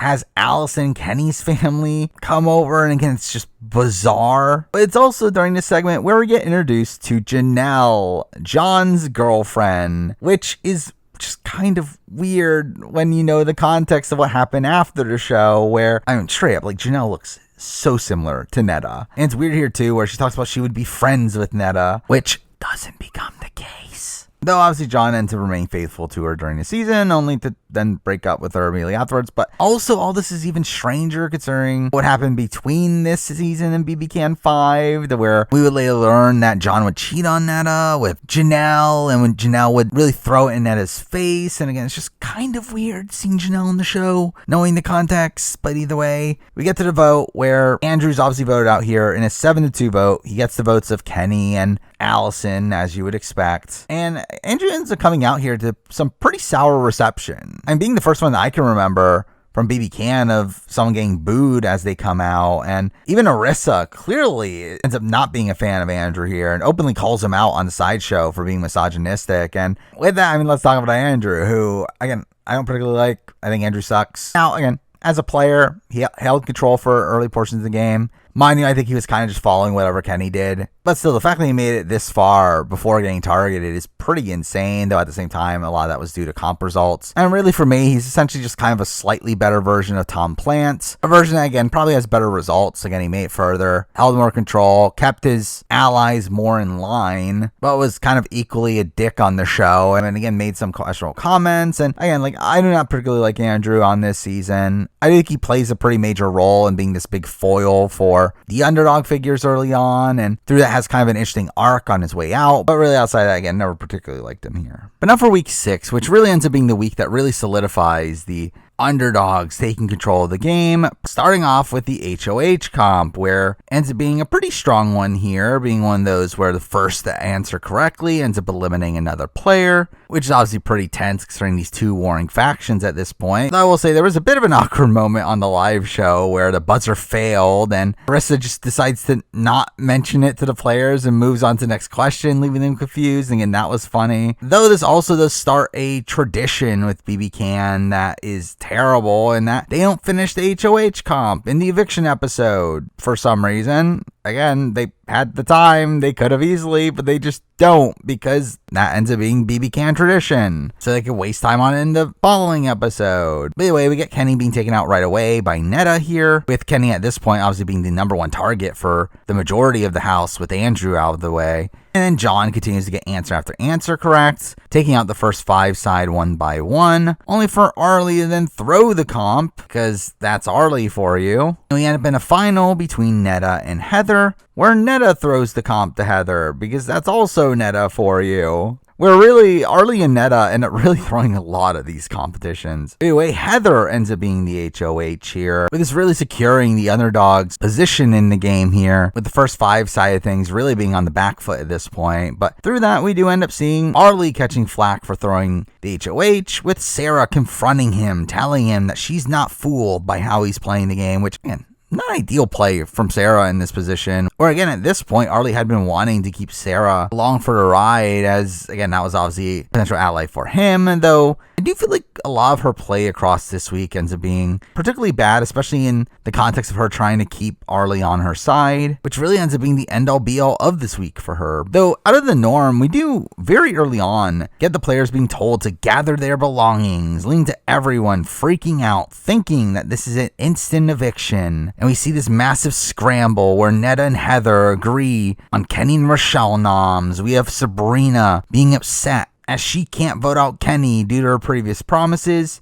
though obviously doesn't want to vote out Rochelle. And we have Adele trying to convince her to not vote out Rochelle, kind of exposing to Rochelle that she's clearly on the bottom of her side. Though all this really frantic, only for it to turn out that it's an arts and crafts task, where they're told to make sock puppets, which is bizarre. And they end up being paired with another player, to which they have to use their partner's voice. And for every time they break character, they have to remove an item from their luggage, which was just kind of lame. But again, really funny that this caused such chaos in the house for a little bit. But again, with Rochelle now knowing that she's on the bottom, we do have this confrontation between Sabrina and Rochelle, where Sabrina admits to Rochelle that her loyalty was always to the first 5, and ends up being kind of this emotional conversation, which is again being done while they're playing with sock puppets, which is really funny. But afterwards, we get to the real strategy talk, with Heather and Adele talking about her plan of backdooring Kenny, only for Adele, in his infinite wisdom, to tell her, no, we put him up right away, as he's not going to win the veto. Which, why do you think that? He's literally won a veto before, and now with Andrew out of the way, with the exception of John, he's probably the most blatant physical threat in the game. It's like, I don't know why you didn't think he was going to win the veto, but whatever. Either way, we then see Rochelle campaigning to Heather, to where she ends up messing with Rochelle, telling her she's going to be a pawn, only for it to be revealed that she's actually using Allison as her pawn instead, which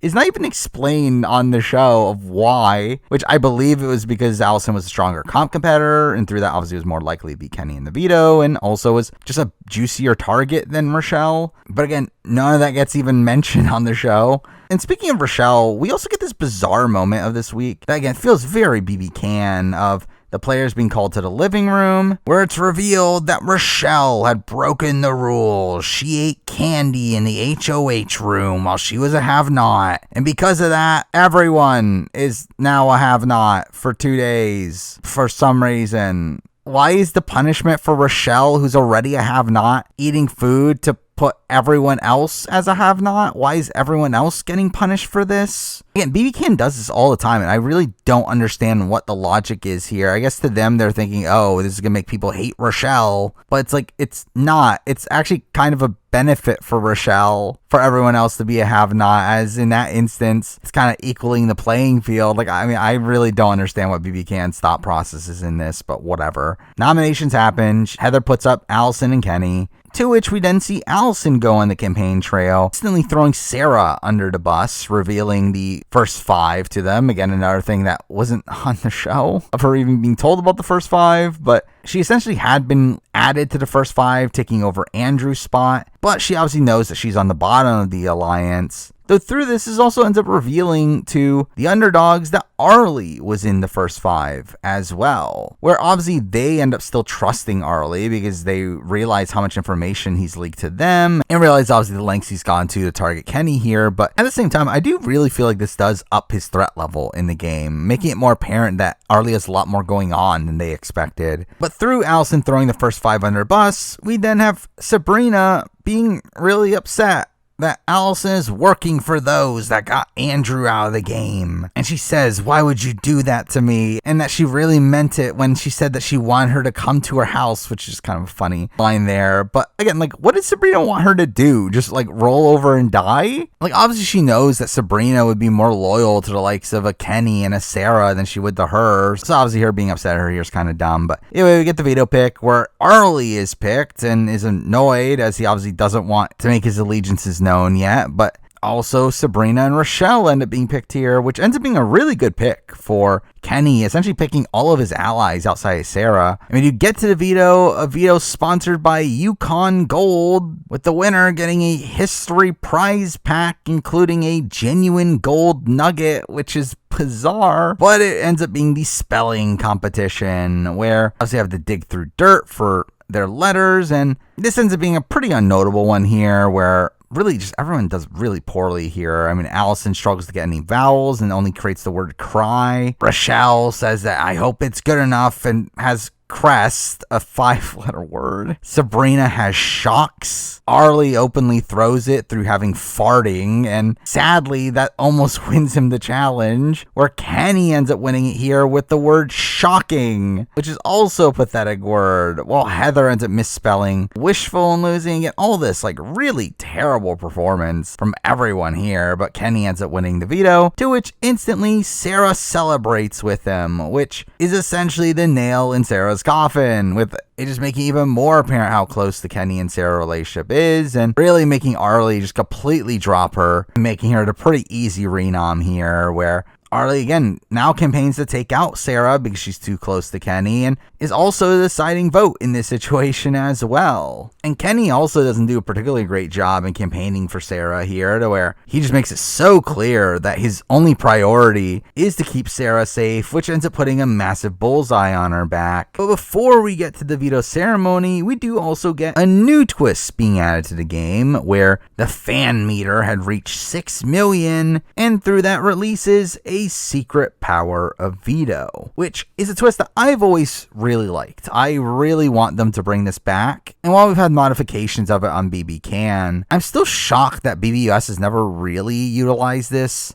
It's essentially just, again, a hidden immunity idol in Big Brother, and it's like a concept that you would think would be kind of just obvious to do, yet for some reason BBUS has never really attempted it. And really with BB Can, I don't feel like it ever ends up being as entertaining as it is here. But again, I feel like it's a pretty fun, relatively balanced twist here. Again, here we do see Allison being the first to notice that there's new flowers in the house and ends up finding a clue, leading to this massive sequence of a scavenger hunt that wasn't particularly interesting, but ends up having her finding her way back into the war room and getting the secret power of veto, which is good for 3 veto ceremonies, though is told that she cannot tell anyone. Another thing being forced on Allison of her having to lie to the other players about. Now again, BBUS typically doesn't really have these those restrictions, where as long as you talk truthfully about your power, you are allowed to tell it to anybody, but BB usually restricts it in this way, and I can understand why, as it obviously just nullifies the possibilities of misinformation spreading about the power and the players using production as a strategy in that light. Though I also feel like it kind of limits the ways that the power can be used, where I think it would be a lot more interesting if you're able to talk through it with your allies and plot on how to use it with them. But those just feels like one of these things that BB Can's probably solidified in keeping the same. But anyway, we get to the veto ceremony where obviously Kenny uses the veto on himself, to which Sarah is obviously the replacement. Though interestingly, despite Allison being on the block here, she doesn't end up using her power, which is definitely a precarious move. I mean, when you're on the block yourself and you have this veto that's only good for 3 ceremonies, I do feel like not using here is a curious choice. Now, obviously, she had done a lot of work to solidify herself within this underdog group, and by her using this veto, it does show her mistrusting them. It would also force Heather to put up another nominee and probably end up pissing her off in that light. And again, I kind of get it, but it does feel like a pretty dangerous position to put yourself in. But anyway, with Sarah on the block here, again, Sarah's pretty much dead to rights, where we do get this conversation between Sarah and Arlie, where Arlie tells her that his mind is made up and he's not keeping the facade anymore, tells her that he's going with the other side, and that his game is 50 times better on the other side for a million reasons, which, I mean, I would really like to know those reasons because I don't really see it that way. And we do see Arlie just kind of overestimating his position on the other side, to which he says that they don't know that I created the other side to fight this side, which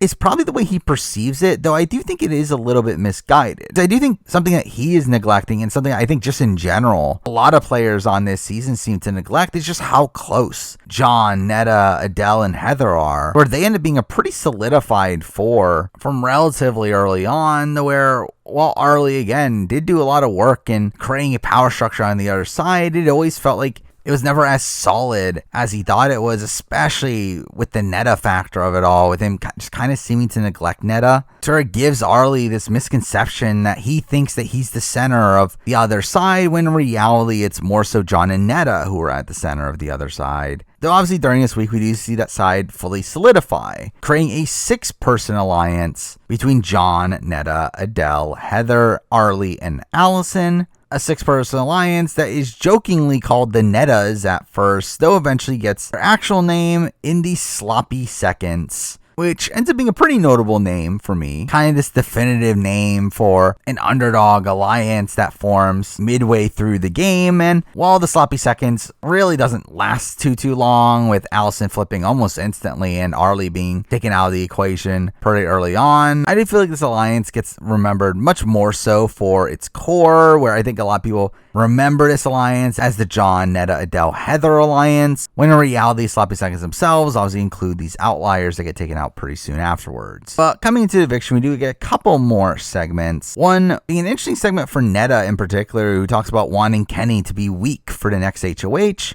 And with him being a have-not, obviously the only thing he can eat outside of slop are condiments, and through that, she ends up dumping all the condiments so that he has nothing to eat, which is, again, a bit too cute in my mind. I don't feel like this was really necessary at all. Though, again, I feel like this is another move that, again, had the editors wanted to, this could be portrayed extremely negatively for Netta, where I feel like if she had been edited in the way that she had for BB Can 5, this would be this massive villain moment for Netta, but instead she comes off as likable here. And through this, we do end up having John catching her in the act, which might get followed up on. Also for Kenny, we do end up having a moment where obviously he knows that everything's out on the table in terms of his game and that he has no reason to hide anymore, which is where he reveals to everybody in the house that he's gay, which again is nice on paper, though I will say this was a very awkward reveal where he kind of just spurts it out in the middle of nowhere, and the reactions here are not ideal. I mean, Sabrina's in particular is like telling him that's why you do hot yoga, which leads to him being insulted by this. Again, just kind of a weird scene, though very clearly Kenny is also trying to use this to gain some favor back in the house. So again, he is still using it for game, but it doesn't really do that much here. But now right before the eviction, we do see Sarah still campaigning to the last second, going to Netta, and trying to make a deal to keep Netta and John safe, something that doesn't go through, though if I do remember right, I do believe Netta was very much considering this plan. But anyway, the eviction goes through. It's a 4-3 3 vote where Sarah is taken out of the game, with Arlie being the death knell for her. And really, I feel like it kind of sucks to see Sarah getting sniped out of the game here. I do feel like Sarah had a lot of potential on this season. I mean, she definitely comes off as a very savvy strategic player, one of the better social players on the board, and just a player that I think on most given seasons she would do very well. Now, again, I do think she had a couple faults in her game, particularly her loyalty to the first 5 and to Kenny in particular, to where, again, her backing down in week 3 to work alongside Kenny really ends up harming her position there. And obviously in this week, obviously the fact that she was so closely tied to Kenny obviously puts a target on her back. I do feel like that's an issue, but overall, again, I think she is a very solid player. And I do think it's a shame that we never got to see her play again, as I do feel like there's a lot of potential there. She seems primed to do well on a second chance season, but obviously at this point it seems very unlikely. But still a pretty notable figure from the season from my point of view, with me always remembering her as one of the better pre-jury players of BB Can. But with that, week 6 is not done just yet, as this is where we do get this season's double eviction. A double eviction that is very much do or die for Kenny here, to where he essentially needs to win HOH or he's screwed. And what do you know? HOH ends up being the knockout comp, which obviously makes it very unlikely Kenny's going to win, as he's going to consistently get picked. And we do see this back and forth between Kenny and Netta, though Netta ends up eventually taking him out, to which we get cheers in the background in that moment. We do also get more awkwardness from Arlie during this comp, where Adele ends up answering first before him, and Arlie instantly goes to sit down, clearly wanting to throw this comp and hoping that he was eliminated, only for Adele's answer to be wrong. And we get to the final round where it is Netta versus Arlie, where Netta ends up telling him that she wants to do the endurance one, which I don't know why they were assuming after a double eviction it would be an endurance comp. But again, she clearly states that she doesn't want to win this one, which I should mention the fact that actually this season doesn't have many endurance comps. Really, outside of the 2 that are done relatively early on, there aren't any for the rest of the season. Again, it's kind of strange how that's the case, where even the one used in Final 3 is not really a traditional one. And again, it's just kind of weird how the standard endurance comps that you would expect don't really show up on this season. But anyway, this all leads up to Arlie, knowing that Netta wants him to win it, ends up getting it wrong on purpose, leading to Netta winning here, clearly being annoyed at Arlie, which I think definitely played a factor in her not trusting him coming into the following round. But before nominations, we do see Allison go to Kenny and tell him that he's going to be backdoored, and that they have a way to stop him from playing in the veto, where obviously at this point they had all known about Adele's power, which I don't get why Allison is even doing this. Like, she says that she's doing this to play both sides and her wanting Kenny to stay, but Kenny's a goner at this point, and you know that. So why are you telling him this? All this could do is just give him ammunition to potentially throw you under the bus by... Now, I guess you could argue that she was maybe planning on using her own veto on Kenny in this situation, but she doesn't, which in a way does feel like a bit of a wasted opportunity here. Well, obviously it's during a double and there's not much time to think about it. I do think in retrospect, this probably would have been a pretty good time to use the veto.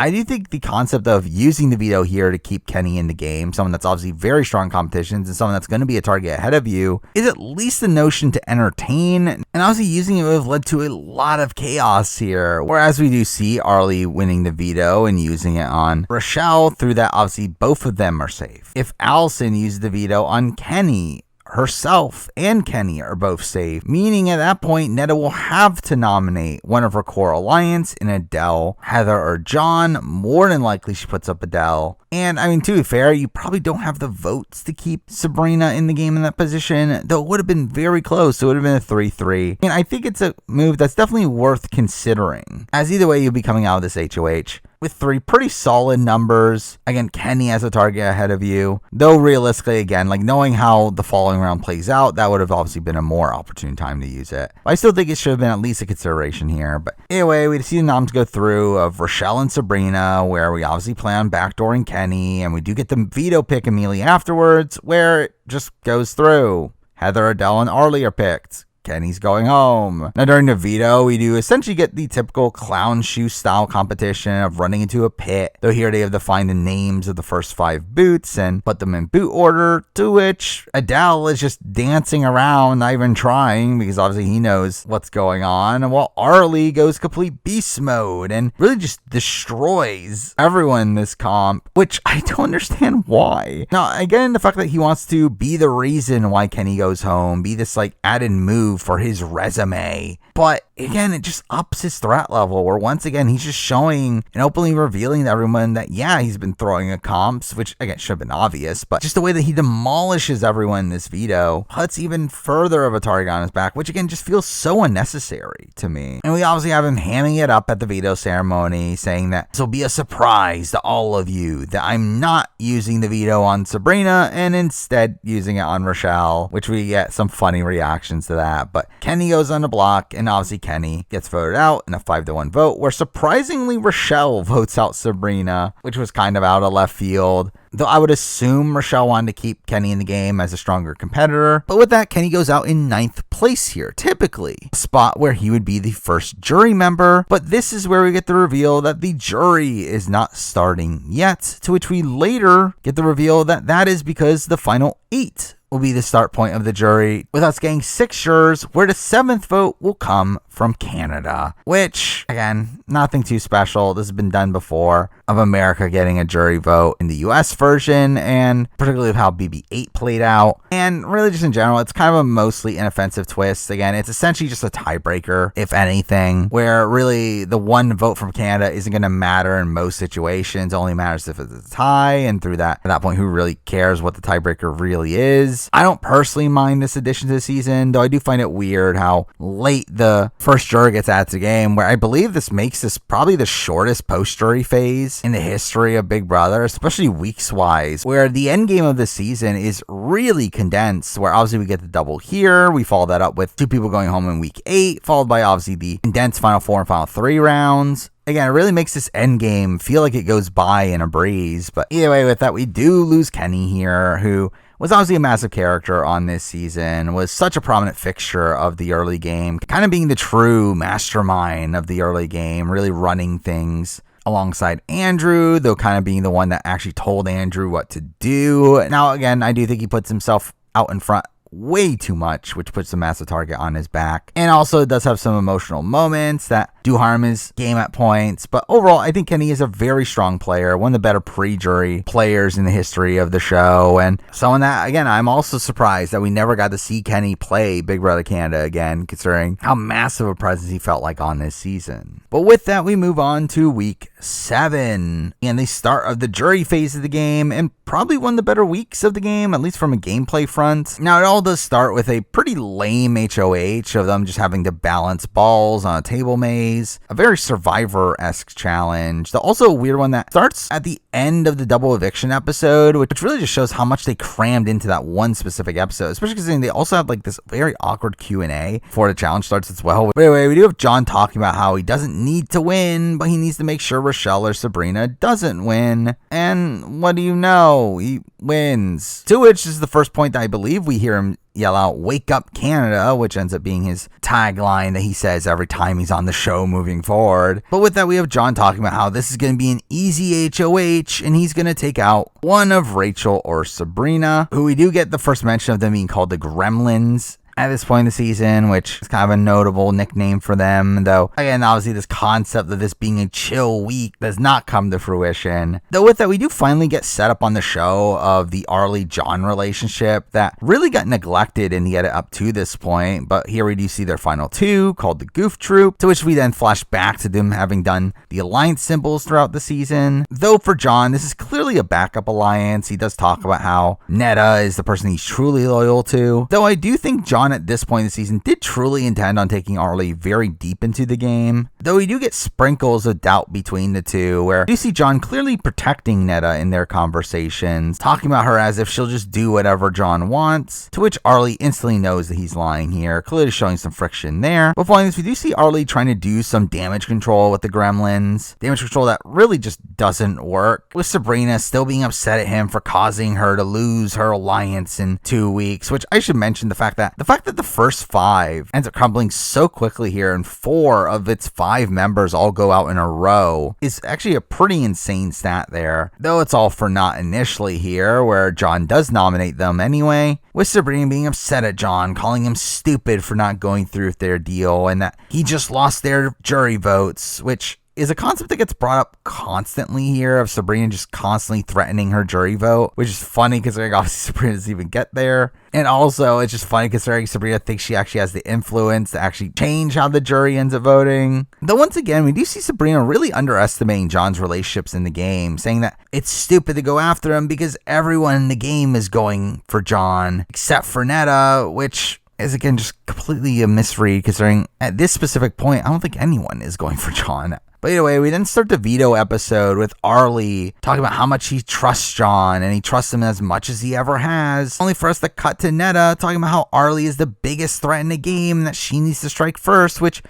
and clearly if I was a show-only viewer, this would have been a clear indication of what's about to happen. But anyway, we get the veto pick where Netta, Arlie, and Allison end up being picked, only for Adele to finally decide to use his power to swap out with Allison, which I believe this was the final time he could use it, which is why he used it. But also, why? Like, this seemed pretty pointless, as this really just exposes to Allison that she's clearly on the bottom of the sloppy seconds, which ends up bothering her here and clearly makes her want to go back to Sabrina and Rochelle, which could have been a game-ending move for Adele had the later vote flip gone through. But anyway, the video comp here ends up being sponsored by Ramada because we need sponsors for almost every comp. And the winner of the challenge also gets Ramada reward points, because I guess that's something valuable. But anyway, the players have to essentially just crawl back and forth, grabbing 10 shirts along the way and throw them into a suitcase. Kind of a weird challenge. Though here we do see Arlie being surprised at how much of a physical threat John is, where John ends up beating Arlie here despite Arlie giving it his all. This being the first point where Arlie seems to actually be worried of John's potential in the game. But it is following this that we do get the talk that really changes up this entire week, where we see Netta going to John and campaigning against Arlie. And while John is initially hesitant, not wanting to put someone that he thinks is loyal to him on the block, John then ends this conversation talking about how he needs to take the opportunity to take out a big player, where despite John seemingly initially targeting Allison instead of Arlie, he obviously does leave this conversation planning on backdooring Arlie, which is a really misguided move from John's perspective. Where I think this is probably the instance I like to call out as the moment that I do think Netta by far demonstrates more game ability than John. I mean, the fact that John is cutting his own ally here at the time of the final 8, and not even just an ally, but also someone that is a massive shield in front of him, the only other massive physical threat in the game, and essentially taking out that threat because Netta told him to. Again, all that's pretty misguided, especially when you have someone like Allison that he could have potentially taken out, which would have been a much better spot for him. And again, it just really shows you the influence that Netta had on him. Got him to make a move that was completely against his best interest, but also a move that is completely in Netta's best interest, where obviously Arlie had been leaving Netta out of a lot of his game talks, which was pretty misguided from him, but also it puts Netta in a much better position moving forward, with her giving John less options moving forward. And again, all this really impressive play from Netta, potentially a game-winning move for Netta, where she does seem to gain a lot of respect on the jury for this move. And while again we'll talk about the overall jury philosophy by the time it happens, I do feel like the general sentiment of the jury was very pro Netta, with them thinking of her as the brains of the operation, the one that was controlling John through the game. I think it is this moment that really ends up exemplifying that. Anyway, following this, we do see John and Netta telling the Gremlins and later Allison about how they're going to use it and Arlie's going to be backdoored, to which Rochelle and Sabrina celebrate about how they can be the final 2 still, which I'm sure will happen. But this obviously alerts Allison to the fact of what's about to happen, taking us to the veto ceremony, probably one of the best veto ceremonies in Big Brother history, where we obviously get this big betrayal here of John using the veto on Rochelle and naming Arlie as his replacement nom, with Arlie clearly being blindsided here and feeling betrayed, saying it's a big move, that people have been feeding you stuff, bud. Again, this really tense moment, only for it to not end there, where Allison, obviously in this final opportunity to use the secret veto, ends up getting up and uses the secret veto on Sabrina, adding even more shock to this moment. Though I will say it is really funny that Sabrina's initial reaction is saying, is this because of Andrew? Which is just really awkward, but this is a pretty insane move here. It's a move that obviously Allison does to keep Sabrina on her side, but it's also a move that is actually pretty brilliant if she had gone through with it, where it really leaves her and the Gremlins as the people controlling this vote, where through her having the secret veto and using it on Sabrina, where obviously John had already used the veto on Rochelle, that forces John to now pick between his closest allies and who the replacement will be. Obviously between Netta, Adele, or Heather, to which he ends up picking Adele, which doesn't really ever get explained on why. I believe at this point, though, John, Netta, and Heather did have a final three that they had recently formed, and that was probably top of mind for him, along with the fact that he probably also thought Adele was safer on the block against Arlie, and also that Adele hadn't had to go on the block before, so I do feel like all those factors kind of played in here. But with that, Arlie and Adele are on the block, where again, there are 5 votes, and 3 of those votes now come from Allison and the Gremlins. Putting them in full control over this vote could potentially make this massive move here in keeping Arlie in the game, who again is this perfect person to keep in the game as this massive shield for you when that will be targeted by the other side over you no matter what. But also by keeping Arlie, they would have much better odds in the following HOH comp. Having Arlie there to fight for them. Now, obviously, the issue is eventually getting rid of Arlie down the road, as you still need to do that. Though I feel like we are early enough in the game to where that shouldn't be an issue. Though it does feel like that ends up being one of the lasting issues. Where, I mean, we do obviously see the likes of Sabrina and Rochelle and Allison contemplate this move, where we do see Arlie campaigning, saying that he'll go after John and Netta. And while this seems to be receptive on Rochelle almost instantly, we see the other two not being on board right away, with Allison talking about how she doesn't trust him and needing a reason to trust him, which is like, I mean, you don't really though, do you? Again, there's no way he's going back to John and Netta after they try to backdoor him, but whatever. We also see Sabrina still being annoyed at Arlie for having ruined her game, which all this, again, puts Arlie in a pretty difficult spot here to stay in what is probably Rochelle's only like kind of active moment throughout this entire season. We do actually see her try to convince Allison to go through with the move, and we do end up seeing them throughout the entire week really flip-flop over and over and over again on what to do here, with them ultimately siding obviously with taking out Arlie, which is just such, again, a wasted opportunity. This could have easily been one of the best moves really in Big Brother history of really just flipping the game on its head and putting Allison in particular in a very deadly spot to win the game. Yet she instead just wastes that opportunity and ends up being the next target anyway. But that mistake was made not entirely due to the stupidity of Allison and the Gremlins, but also due to some really strong play from John and Netta, a lot of which didn't make the edit. But we do have John and Netta, who are annoyed at Allison obviously for using the veto here, and proceed to still make a final 4 with her, where they make a deal with her and Adele that ends up pacifying her. And obviously, good move in also adding Adele to that deal, as obviously that makes it less incentivized for Allison to turn against Adele if she has a final 4 with him. To which also Adele ends up making a final 2 with Allison during this week as well, which again would have been a pretty good final 2 deal for Adele. So he instead lets that go down the road, which again bad on him. But either way, we also see John and Netta do very good work with the Gremlins this week as well, where they end up making a final 4 deal with them as well. And again, it should have been obvious just how fake these alliances are, and it should have been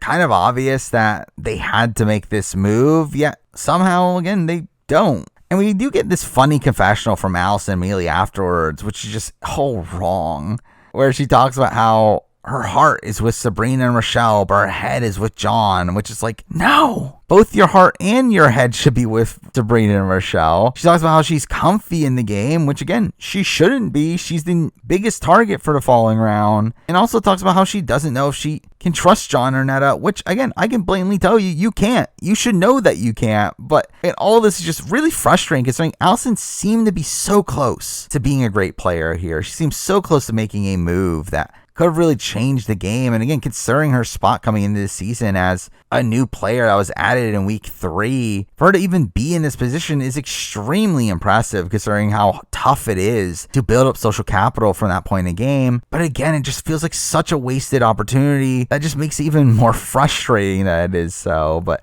anyway, this week we do also get some other notable segments, including Arissa showing the players some funny moments one of which being Rochelle peeing in the hot tub, which is funny. This is one of Rochelle's most notable character moments, even though it must be extremely embarrassing. We also get this very awkward have-not task, which again is in the middle of all this really intense campaigning, where it's all a sponsored segment by Top Chef Canada, where they have to make a dish with slop, and the winners get a meal from some Top Chef cooks, which is weird to see them actually cooking in the Big Brother kitchen. We also get the return of Marsha the Moose, which ends up having Adele getting a task that isn't real, as the other players are then given a secret task to make sure that Adele fails at his task, which is a really fun twist. I believe this has been done in other international versions, though.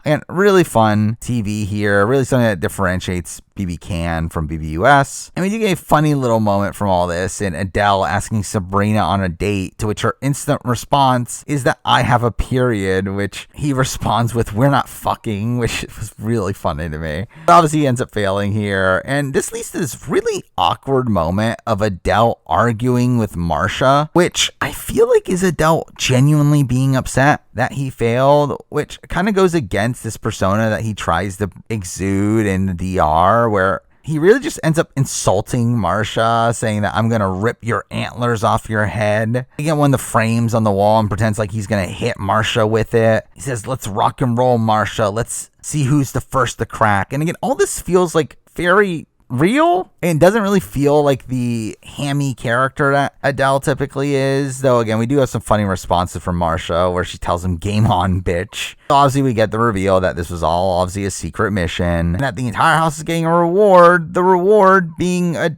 date night with them being handcuffed to their date having to feed them, which is like, how is this actually a reward? Anyway, another notable segment here is, again, a follow-up from that previous scene of Netta dumping all the condiments, where we do see John getting drunk and talking to HOH room, ends up leading to talking about how the condiments disappeared. To which John initially claims that he poured them down the drain himself, with Netta clearly being annoyed at the side that he's even mentioning this, only for John to decide that he's going to actually reveal the truth of it, that Netta did it all herself. It says, how fucked is that? Which is, again, idiotic gameplay from John. It's almost as if he's asking to have Netta be pissed off at him. And while this doesn't end up factoring into really anything, this is a funny little moment of Netta clearly being annoyed at him for doing so. But anyway, we get to the eviction where Adele ends up forgetting his speech and ends up just yelling out, "Wake up Canada," which again, is pretty apt. Though we have Arlie giving this passionate speech saying that he's going to headhunt John with a passion you've never seen before, which is all for naught as Arlie gets voted out 5-0, during which Sabrina does a first five symbol as she votes, which really shows you this overconfidence from her. And Arlie has like a pretty bizarre exit here that I did not remember, of him getting to the top and then literally jumping over the railing back in saying, I'm not leaving. By the way, in the goodbye message, we do get a pretty cutting one from Netta saying that she has zero use for him and because that he had to go, which really had like no bedside manner from Netta, though again does blatantly tell him that yeah, this was Netta's move, especially him openly saying how much he thinks this was a bad move for John's game, which again I think really adds to the credit that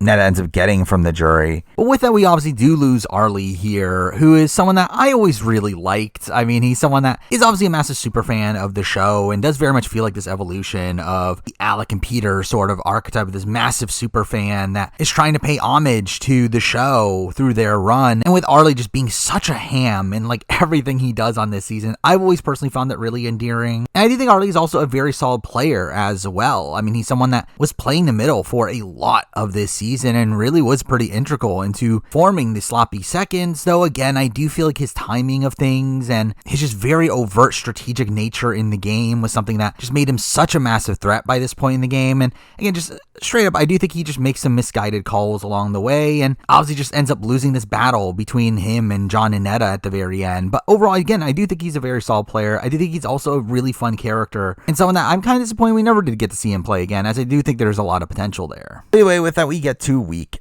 8, which ends up being a very strangely structured week, one that starts off with a basic Q&A HOH of the players having been given documents they had to memorize, and it all comes down to Allison versus Netta. This pretty big result here, as the two were pretty much directly coming after each other. And it does come down to a tiebreaker where Netta ends up winning here. Pretty big result, pretty much completely screwing Alice in this situation. Though it's after this HOH result where we get the reveal that the live feeds are going to be down, which they say, but it'll be worth it, which, I mean, it never is. But clearly this ends up being a twist, with this later being revealed to be the return of the instant eviction, which was obviously utilized in BB-Can 1 in a very controversial manner, and this one ends up being less controversial, but also not nearly as good of TV. Anyway, it all starts with the players getting heritage items from home for some reason. I don't know why this was here. This felt very out of place, especially considering in the middle of all this, Netta gets called to the DR, to where she is told that she's being sequestered and ends up being blindfolded and taken off to the war room, where she gets to watch some feeds of the house with no audio, which is not ideal. I mean, while it doesn't really play much of a factor here, the allowance of having this overhead view of the house and seeing who talks to who and the body language while doing so is just such a massive advantage, as we do later see in BB-Can 4, which we'll talk about if I ever get around to that retrospective. But obviously the players end up realizing that Netta is gone, and we obviously have John missing her. But that's followed up with Allison and the Gremlins clearly regretting having not saved Arlie, which it's funny how quick their buyer's remorse is here, to which Allison is obviously worried that Netta's going to target her, to which Netta obviously sees this on the feeds and does call this out, though again, I don't think it really played a factor into much because I think she was going to target Allison anyway. But now Arissa ends up calling on Netta, to where she's told that she's going to enter the main house and be told to nominate right away, and is given time to talk here, to where they have to explicitly promise her that the other house guests will not be able to listen in on her, as obviously ramifications of what happened to Topaz in the previous season, which again is why you shouldn't have done that to begin with. Where I think if it was me, to be honest, I still wouldn't even believe them if they told me this. But right away, obviously the debate is whether or not to go after Allison, with her being a bit worried about the votes, which again kind of goes unexplained, though it did seem like Allison and Heather had a really close relationship, and because that she was a bit worried that Heather wouldn't vote for Allison. But she does surmise that wasting her HOH on a gremlin would be stupid, which, I mean, we'll talk about that. But Allison ends up going up against Sabrina, and with this obviously being an instant eviction, they don't have any time to campaign. Though I will say, I do think Netta does something pretty subtle here that's kind of impressive in making a proactive lie about Allison on her way out, implying that she has info that makes her want to target her, which makes it pretty apparent to obviously the others that Allison is her target and that they should be voting out Allison.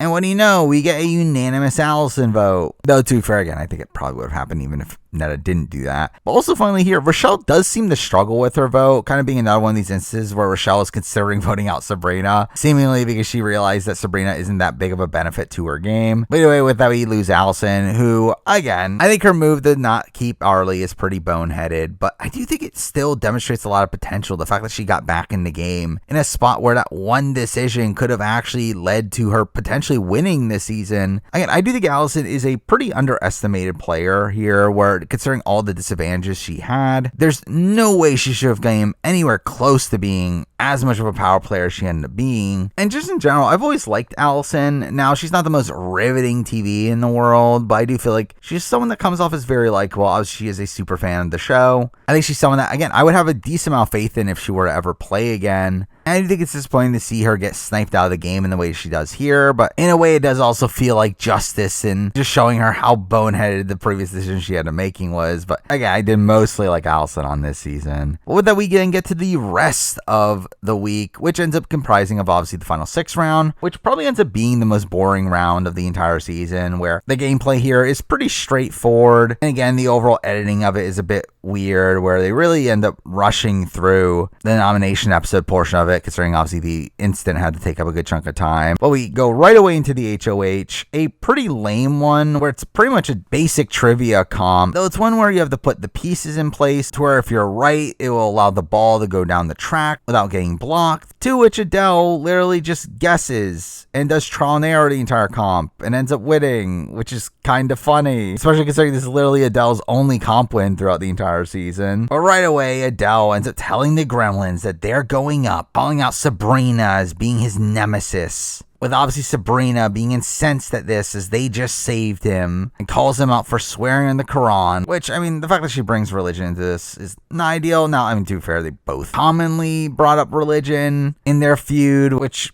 just outright should have probably been avoided. But really, this ends up highlighting this Adele-Sabrina rivalry that had not really been focused in the edit up to this point. While there had been references to it here and there, it is weird how it's never really a major focus until this week when it actually becomes super relevant, making the intensity of their rivalry feeling a bit out of place. And it's funny too, considering this is literally followed up by a Passover dinner with Rochelle talking about how important it is to her and how the Big Brother house has all different backgrounds and they're one big family, which again literally comes right after a fight of Sabrina bringing up his religion. But either way, obviously noms end up going through of Sabrina and Rochelle, which again is idiotic. Like, this is dumb from Adele. This is a waste of an HOH to go after Sabrina and Rochelle, where Adele should 100% be going for Netta. That should be his move. Take out the person in the game that is the closest to his two other allies, where again Netta has final twos with both John and Heather at this point. And while I think it is very difficult to see a world where Netta actually goes home, I think he definitely needed to take the shot here. Again, him not doing so really just leaves him on the bottom of the group moving forward, where again, just in general, keeping John and Netta together just makes them such a powerful duo moving forward, where while obviously they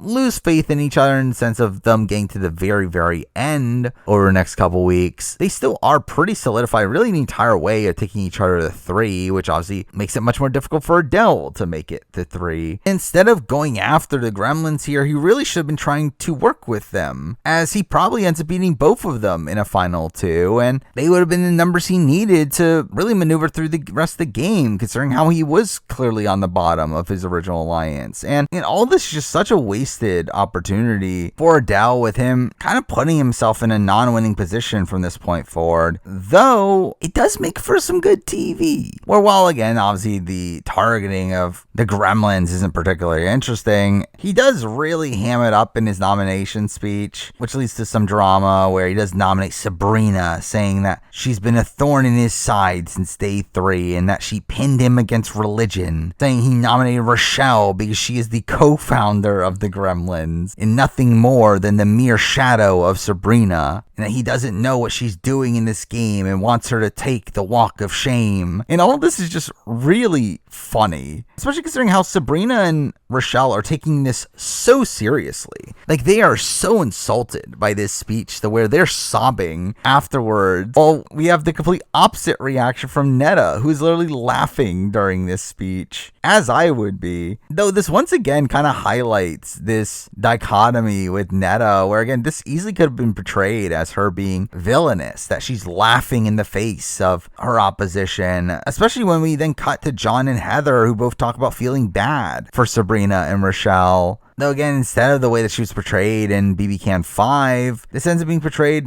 more so positively for Netta here. But what is funny about all of this is the fact that we then cut to Adele in the DR, where when talking about the speech, he reveals that Sabrina has not been against his religion, and instead that this is strategy for him to make it to the end, where he's created the strategy to piss off the jury members on the way so that he's taken the final 2, which is such a funny plan because this is literally Poppin' Paul's plan from earlier in the season. He's literally becoming Poppin' Paul during his HOH here, which is hilarious to me, that despite seeing how Paul played early on in the season, he then proceeds to essentially play the exact same way at the end and thinks it's going to work out for him. But either way, this does lead to Rochelle confronting Adele about his speech, asking if he did it just because it made for good TV, and Adele says pretty much, only for us to cut to him in the DR talking as if it was still strategy and that he was lying to Rochelle, when obviously this is the reality. He obviously made this speech because he thought it was good TV and is trying to ham it up in the DR after the fact. But this obviously leads to probably one of the most iconic moments of this season, one of my favorite character moments of the season, where, I mean, we do get a lot of complaining between Sabrina and Rochelle of them being upset at Adele, but this scene in particular does have Rochelle going back to Sabrina and telling her what Adele said, mentioning that he did it to make good TV. And it's in this moment where Sabrina has a complete breakdown, saying, "You want good TV? Does everybody want good effing TV? Is that what they want?" And this really incredible moment that has always been stuck in my head. Kind of the epitome of Sabrina's breakdowns on this season. And what makes it even funnier is that in the moment immediately after she yells this out, we have Rochelle just deadpan responding with supposedly, which it felt like Rochelle even by this point was kind of getting over Sabrina's shtick. Now, before the veto comp, we do get the return of the fan meter once again for the final time this season, to which it's funny here as, again, the players are just so over it and simply just don't care anymore when it reaches 20 million. Outside of Adele, the only person acting happy here, with John even asking him, "Why are you happy?" And Adele's response is just a deadpan 20 million, which Adele seems to think that this means 20 million people are watching them, which is ridiculously dumb, considering that would literally mean over half of Canada's population is watching them, which is improbable, especially considering at this point the show was on Slice, a pretty minor cable network. So again, all this was kind of dumb. But we'll talk about what this ends up unleashing later, where first we end up getting a message from Alan Thicke, who's promoting Unusually Thick, his reality show for some reason. Really random, but this is followed up by the actual veto comp being Big Brother Stampede, with them being dressed as cowboys, only for the comp to have more to do with stamps because of the pun. This is where Peter Brown comes out, revealing him as the host of the comp, with Rochelle talking about how much she loves Peter, which from post-show you would know how much she loves Peter, which I will also say Peter's analysis of this season was also bizarre, where if you watch the sideshow, he's extremely positive on Rochelle throughout the entire season, despite being pretty negative on almost anybody else. And the clear reason for that is because he knew Rochelle had a crush on him, and he obviously wanted to hook up with her post-season, which is just weird. But the comp here essentially just ends up being a day's comp of them being given questions and have to find the letters to put together the puzzle. Again, it's kind of boring, though Heather ends up winning literally every round up to the final one here, though ends up throwing the final round for some reason, where we even see her finding the right pieces and just putting them back, which ends up giving Netta the veto, to which with Netta winning the veto, she also wins the reward for hitting 20 million on the fan meter, which is a strategy session with Emmett and Jillian, which is kind of lame.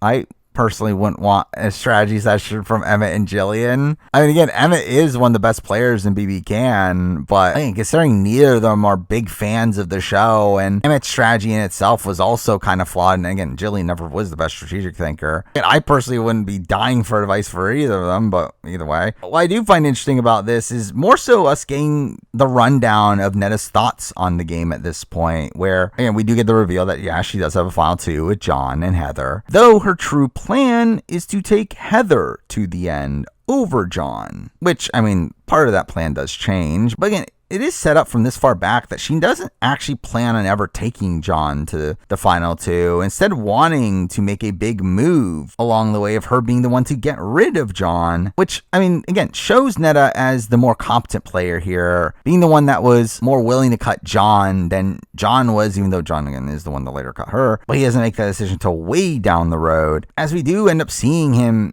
during this week talk about how he still wants to go to final 2 with Netta. And while, again, Netta does want to go to 3 with John, as obviously if John wins final HOH, at least he does end up taking her, so she would be guaranteed final 2. She does state that she would cut him over the likes of Heather or Adele, where again, at this point it seemed like the plan for both of them was to go to 3 with Heather, though that obviously ends up changing. But again, it just really shows you Netta being ahead of John strategically in these instances, but also ends up being pretty great for the storytelling of this season, where obviously this isn't purposeful and it couldn't be considering the live nature of Big Brother, but I do think this does a great job when looking at the season in retrospect of really subverting your expectations. Again, there's so much talk from this point on about how Netta is going to cut John at the end and how willing she is at doing so, which I think makes it even that more impactful when John ends up cutting Netta instead. Something that wasn't really mentioned on the show at all, considering it really couldn't be, considering it was a pretty last second decision for John. But I do really really like how this plays with your expectations of you just assuming that, okay, because this is set up so early on and because she seems to be the only one willing to make the move, that this move is what's going to eventually happen, only for literally the opposite to end up happening. Anyway, we also get to the veto ceremony where there's really no suspense here. She doesn't use the veto. And while Adele does want Sabrina out here, the others all want Rochelle out instead, thinking of her as a bigger threat. And Rochelle obviously knows that she's going home, and really nothing really changes from that. And it really feels like the show's even struggled for content here, where we do get a lot of weird flashback sequences on the Eviction episode. And again, really just adds to the fact that this is definitely the slowest week of the season. Along with the fact that we also get campaigning from Sabrina to try to get John to throw the HOH to her so that she can get rid of Adele in the following round, which doesn't lead to anything. So it makes you question why this was here. And really just feels like a scene that's completely out of place here, as it really just seems like there was no campaigning from Rochelle to stay, and this is the best they could offer in terms of any sort of suspense. Along with that, we also get a weird segment of the Easter Bunny coming into the house and the players having to do an Easter egg hunt for some reason, to where John ends up winning and gets to create a wish list of foods get brought to the house. Well, Netta ends up losing and becomes a have-not. And none of this is particularly interesting TV.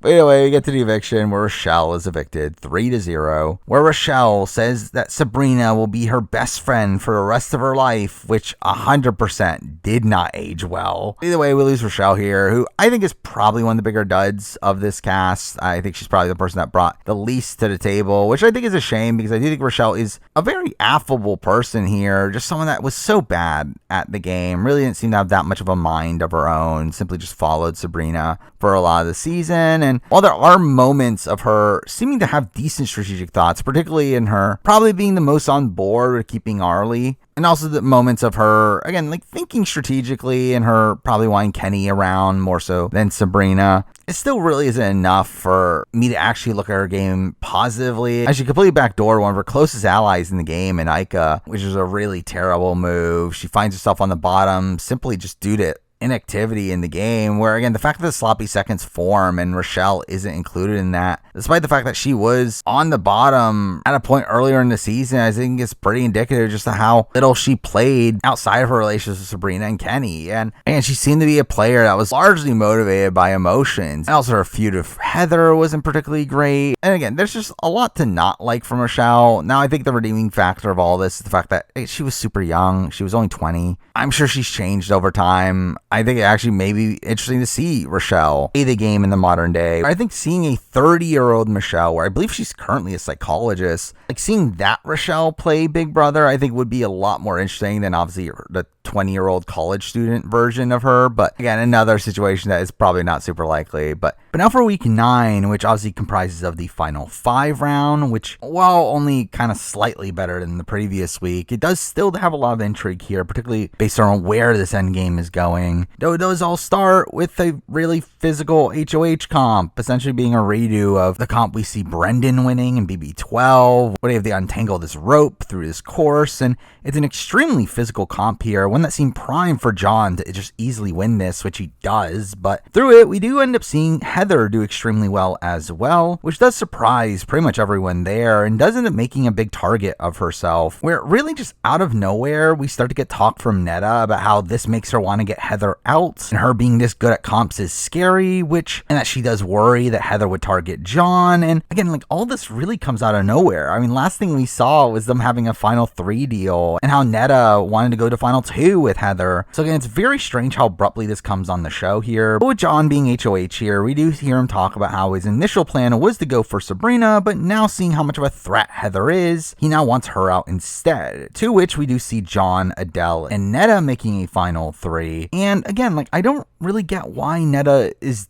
doing this. I mean, while I have definitely gone up on Netta's game through my rewatch of this season, I feel like this is the one point in the season where I'm just really confused over what she was doing, where we do hear her talk in the DR about how taking out Heather is better for her game and how she's manipulating John into thinking it's his idea. and is like talking about the concept of taking out Adele as reverse psychology on him, which it's like, why? That should be what you were doing. And to be fair, she kind of lucks her way into getting that outcome anyway by the end of the week, but it's kind of insane to me, the fact that she was willing to go further in the game with Adele over Heather at this point. Especially considering we literally get content from Heather talking about how she considers Netta to be her best friend in the house and actually does want to go to Final 2 with her. Though at the same time, during this week, we do also see Heather make a Final 2 with Sabrina as well. That does make Netta worry, though really almost everyone had planned on taking Sabrina to the end, which is kind of this folly of keeping Sabrina in the game, this person who is such a massive goat on the board, where by the time of the end game, just everyone is going to think about the concept of taking her to the end, which I think ends up being this massive foil for Netta's game by the end of it, and her getting a bit too greedy and just wanting the easy win against Sabrina, where had she just gone to the end game with the likes of John and Heather, she probably would have just easily won in that position, probably even winning a jury vote against both of them. But anyway, it is here where we do start to see Netta also start a bond with Sabrina, talking about how Sabrina is easier to beat in comps than Heather. Clearly at this point, having shifted her perspective to wanting to go to Final 2 with Sabrina, with her even mentioning, strangely, that Adele and Sabrina are her ideal Final 3, as obviously they won't take each other, and she thinks she would beat both of them, which is not necessarily a bad read. Though obviously by this point in the game, she had essentially lost her opportunity to get rid of John anyway. So obviously John ends up winning out from this point forward. Anyway, we get to the nomination ceremony where obviously John nominates Heather and Sabrina,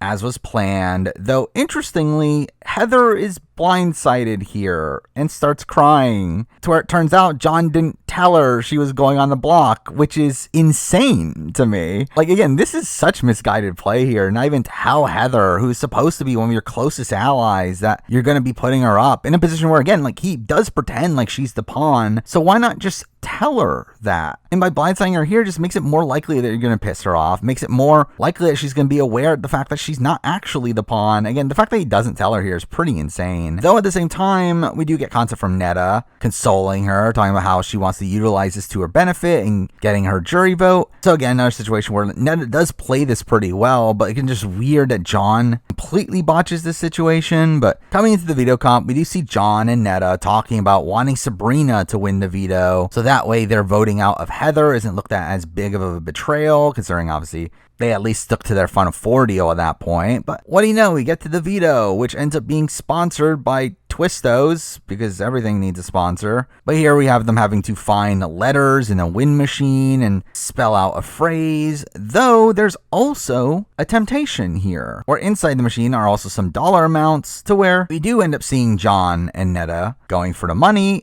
alongside Sabrina, who again is on the block and decides to go for the money. So that plan obviously completely crumbles there. Though what's even funnier is that they all do this for very little benefit, considering the reveal at the end that only one person ends up getting the actual money, the person that gets all the money in the fastest time, which ends up being Netta, who gets $3,000 here. Nice enough reward there, though again, just really funny that John and Sabrina end up essentially giving up the veto for pretty much nothing. And what do you know, Heather ends up winning the veto here, to which at this point obviously Adele knows that he's going on the block and knows that he's potentially going to be in danger here sitting next to Sabrina, though we do see him campaigning to John to try to get John to put up Netta, which is a really interesting conversation, as I do feel like this is kind of the start of the disillusion of John's relationship with Netta, where Adele's campaign is pretty much the truth. I mean, Adele is telling John things about Netta that John doesn't believe in this instance, though slowly starts to piece together this is actually a reality, really highlighting the fact that Netta is now coming for John, wanting him out at 4, which again doesn't necessarily play out that way, but again at this point it was true. Obviously sowing these seeds of doubt in John about Netta, though at this point John simply just says that Adele doesn't understand how close he is to Netta, and that he's not willing to break this Final 2 with her. So 100%, John should have nominated Netta. Not even just for the fact of Netta not being fully loyal to him, but also just because it's more likely that Adele would stay in that situation. Now, again, at this point in the game, he didn't want Adele to stay, and that is obviously a major factor into a lot of this, and the fact that Netta had convinced him that it was better off for him to get Adele to go instead of Sabrina, which again I think is misguided on John's point of view. Again, Adele was someone that was always going to take John to the Final 2, while Sabrina was directly targeting John. And while Sabrina was less likely to win competitions, it also doesn't matter if Adele wins competitions, because if he wins those competitions, he's doing them to benefit John. So again, I think from John's point of view, this is a completely misguided move. And it's one that, again, Netta explicitly says in the DR that this is a bad move for John, and keeping Sabrina is much better for her game. None of this really comes to a head until a bit later in the week, where obviously we do eventually get the veto ceremony, where Heather does use the veto on herself. John puts up Adele, essentially putting Netta in this power position at this point, where she pretty much has the sole vote to evict, where Heather's essentially just going to go wherever Netta goes, and through that, she is pretty much the sole determining factor. And even if that wasn't the case, but before we get to the actual decision being made, let's talk about a few of the more ridiculous moments of this week. Particularly the fact that we have a person in a pelican suit coming into the house to drop off some babies. Obviously not real babies, but we do have the players essentially being told to take care of these babies, and the worst parent ends up getting a punishment. And this is kind of just a ridiculous segment, though we do get some humor from Netta really hating her baby and treating it terribly, only to actually end up in second place in this competition. While John ends up losing and ends up coming out of the DR in a baby outfit, which he has to wear for the entire week, which is just ridiculous. We also get another weird segment where just out of nowhere, production just starts messing with the players, playing a message saying, Ika, put on your mic pack. And it's claimed that this was done due to the players mistreating Big Brother, I guess. And we get a montage of them breaking rules, which, again, this was just kind of stupid, but really strange that essentially they just taunted them for the entire night. But the big segment here, and the one that does end up actually having lasting game ramifications, is one where every player is called to the living room one by one, where we get the reveal that each player has a loved one there for them to see, where they have to accept a temptation in order to meet with their loved ones for 2 minutes behind a clear wall. And obviously this gets really propped up as this big emotional moment, though really most of the interactions here are mostly unnotable to me. Really, these interactions are not the thing that ends up having a major impact on the game. What does, though, is the punishments, where really the punishments in general here end up being extremely unbalanced, where some of these are definitely more impactful than others. I mean, Netta only has to give up her personal belongings, which has like no game ramifications. Heather can't enter the HOH room, which again is bad, but not too detrimental. Adele has to stay up for 36 hours, which is again annoying, but like realistically, I think it probably helps him more so than anything, probably keeps him more alert to what's going on in the house. Sabrina has to be on slop for a week, which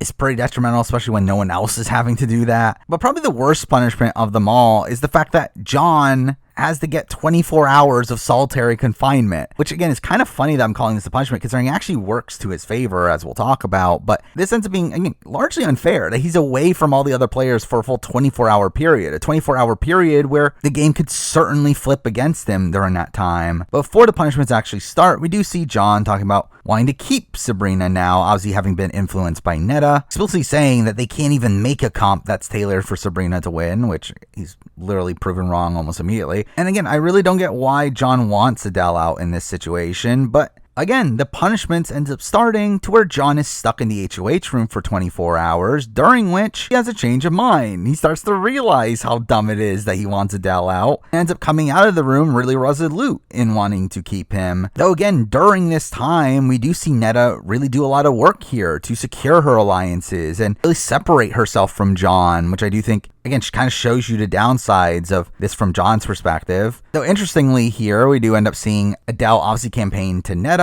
to which he ends up promising her his jury vote, which again doesn't really end up being too effective here, though I do think he was mostly honest about this. While Adele was closer to John for most of the season, I do fully think that Adele would have gone the final two with John. In terms of jury vote, I do think he was actually leaning more so towards Netta than John. He even states this after the show that was still where he was leaning, where again, even though I do think he was personally closer to John, I do think he was actually being truthful about him leaning more so towards Netta. But anyway, John eventually leaves the room, where I think this is probably the big moment that really causes the downfall of Netta down the road, where John obviously tells Netta that he's now realized that they should keep Adele. something that obviously Netta is fully aware that's not good for her game, which she ends up denying him here, finally making a move directly against John, which John ends up realizing that this is the case, saying that she's just looking out for herself. Again, being this major turning point here and being this first time that John realizes that Netta isn't as loyal to him as he thought, and that Netta is playing her own game, which I do think has this major impact in how he thinks about the game moving forward. I think it makes him realize that he shouldn't be so loyal to Netta. Again, ending up being this kind of benefit from him being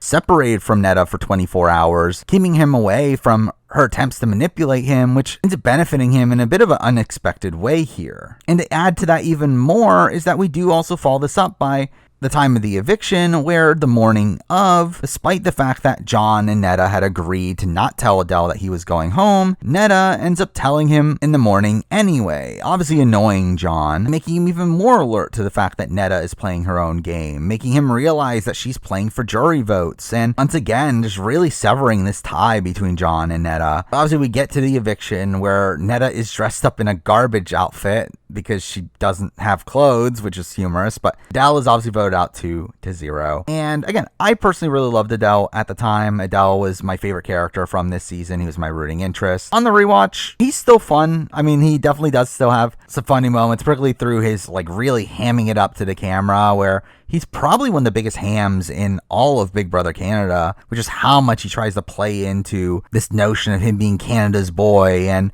constantly yelling, "Wake up, Canada," and "Walla, bro." And again, Adele definitely knows what he's doing in terms of like a TV perspective. From a game perspective, he is pretty lackluster. I mean, he definitely doesn't have this cutthroat nature that he really need to win. I mean, he does seem to be good enough socially. I mean, like the people that he's good with, he's really good with. Mind you, again, he didn't have the greatest relationship with someone like a Sabrina, but he is a mostly affable guy. And when again, I think if he were to be able to get that killer instinct, I feel like he could potentially be a good player, but that's not really something I ever expect to see from him. But it still ends up being one of the more notable characters of this season, and one that has a pretty fun underdog run through it. But with that, we're finally at the final week of the game, where we obviously started off with the final 4 round. To which, before the HOH, we obviously have to waste time asking them questions, just so that we can end the eviction episode on a cliffhanger. So that's fun. Anyway, it's before and after, to where this ends up being edited as everyone against Sabrina, which again isn't really the case, as by this point Netta was pretty secure in wanting to take Sabrina to 2, and I highly suspect Heather was probably planning on cutting John as well. But anyway, the comp comes down to a 3-way tie where Sabrina ends up winning the tiebreaker, to which we get a funny little moment to where when Sabrina ends up being called into the DR, we do have John, Netta, and Heather all freaking out, being upset in doing so, though obviously this is all a play from Netta, with her really just not being that bothered by this, as she wants to go to 2 with her. But we also see Sabrina's HOH room, where everyone is fake happy going upstairs, and for some reason they end up being given tabloid news from outside, which was bizarre. But also we get the BB Can Awards, as we typically do at the Final Four, where Gary ends up entering the house to style them, to which we get a lot of typical OTT Gary content, though also really funny to see the Netta and Gary interactions here, considering obviously their feud on BB Can 5. Now, the actual awards themselves were not particularly notable. I mean, Arlie being nude wins Best Look. We get the biggest travesty of them all, and Poppin' Paul Jackson not winning Best Dance. We get a funny little moment of Best Dramatic Cry, and all the nominees are Sabrina crying, though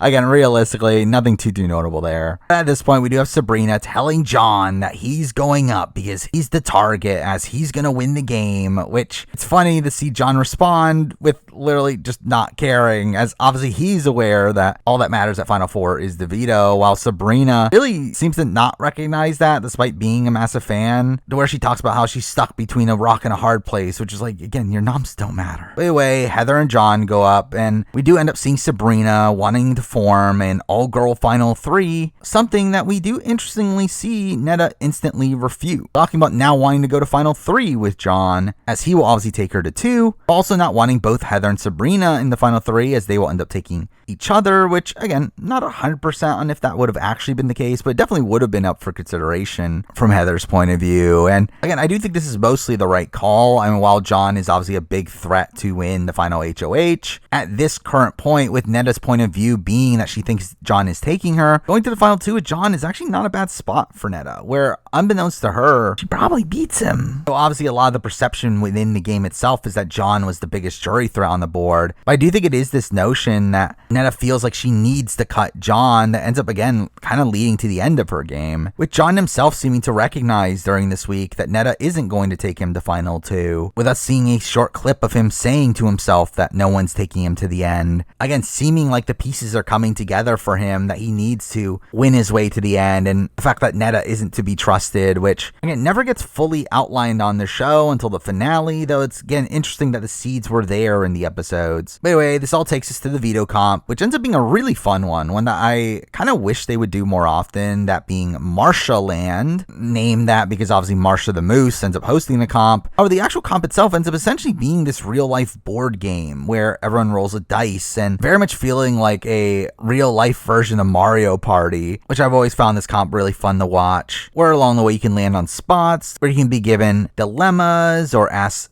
trivia or even do duels in previous comps to end up moving forward a few spots. Also, fun little quirk of this is that everyone is dressed up in a costume from a previous comp, which is a fun little thing here. And again, we do get some interesting moments from this where we see John taking a lot of punishments, agreeing to give up showering and being on slop for the rest of the season. But we surprisingly see Heather not take her punishment. She was offered that she would have to be forced to wear her outfit for the rest of the season, which, I mean, to be fair, I don't think it would have mattered at the end of the day. I do think by the way the comp played out, John would have probably still won, though definitely still a misguided move for her to not take that opportunity. But we also end up seeing a lot of duels here, particularly in a redo of Stampede, which is really funny considering John ends up being challenged by all 3 women throughout this comp in that duel and ends up losing every single time, really just showing you how bad he is at that one comp. But either way, John is the first to get to the end, or to win the challenge, you have to answer 3 trivia questions in a row, to which he gets on his second try, making Netta really happy here as she doesn't have to be the one to burn Heather in this position. Though obviously John, now seeming to recognize that he shouldn't blindside her, goes up to her and tells her she's going home, which obviously leads to her being really emotional. But obviously the plan goes through, where we do see Arissa surprising the players with the eviction,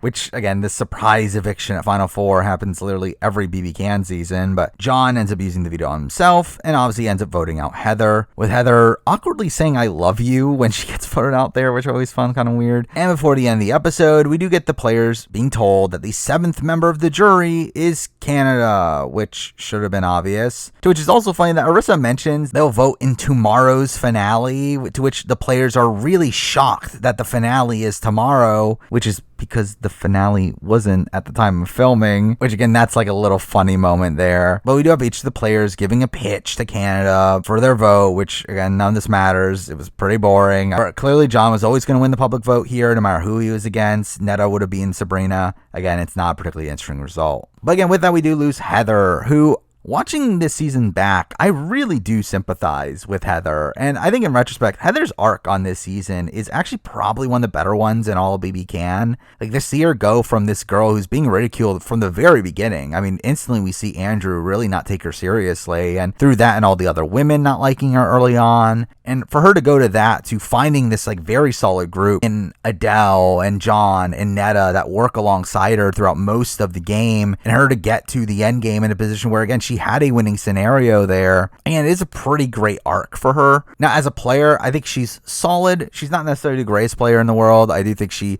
obviously had a very rough start, but even once she started playing well, it does feel like she was probably a bit too trusting of the likes of John and Netta, but still was a pretty competent player all around. I do think Heather's someone that I would personally like to see on a return at some point in BB Can. I do feel like she's a player that has a lot of potential, especially now an older, more refined Heather. I do feel like she could be a really great player, but on this season itself, she was just kind of a mixed bag. But with that, we're finally here at the finale, to which it obviously starts with the typical OTT intro and really long season recap, which was boring, but eventually it takes us to part 1 of the final HOH, a comp that I don't particularly like it being an endurance comp of them having to bail water out of a boat, which, I mean, I do like the uniqueness of this competition, but something I really don't like about it is the fact that it's just so overtly physical. And again, this is literally the first endurance comp since the one Rochelle won back in week 4, for that endurance comp to be one that is like very physical and one that greatly favors John here, I do think is really underwhelming. But surprisingly, we do end up seeing Netta being the first out here, and Sabrina ends up putting in a pretty good effort here, though obviously by the end of it ends up clearly struggling, to which we do get some funny moments here from John splashing some water in Sabrina's boat and that pissing her off. We also have her calling on Leonardo DiCaprio to help her. Either way, John ends up clearly winning here, with Sabrina being upset that now without Heather in the game, that they're both just going to vote her out at 3, which kind of shows you a massive misread from her. And along with that comes another misread from the fact that Netta state here that she thinks the other two will both take her to the end, which again, she's right about Sabrina, not necessarily right from John. And this is where we directly cut to John saying that he's unsure if going to the end with Netta is his best chance at winning, which we even explicitly see him tell Sabrina that he wants to stand at the final 2 with her, so that there's no point in lying to her. Though we cut to the DR where he does mention that he's just covering his bases. Though again, this is a pretty clear display of him actively working against Netta and planning on betraying Netta. Something that we never even got to see on the feeds, is obviously the feeds end after the Final 4 eviction. And because that, again, like we didn't really know if this was true at all. Though again, really interesting they slipped this here, especially considering most BB Can seasons in the finale don't end up having any true footage from inside the house. It's mostly focused on just the competitions, and we kind of miss out on a lot of the in-between, though it's interesting that they end up showing this here. But anyway, we get to part 2 of the HOH,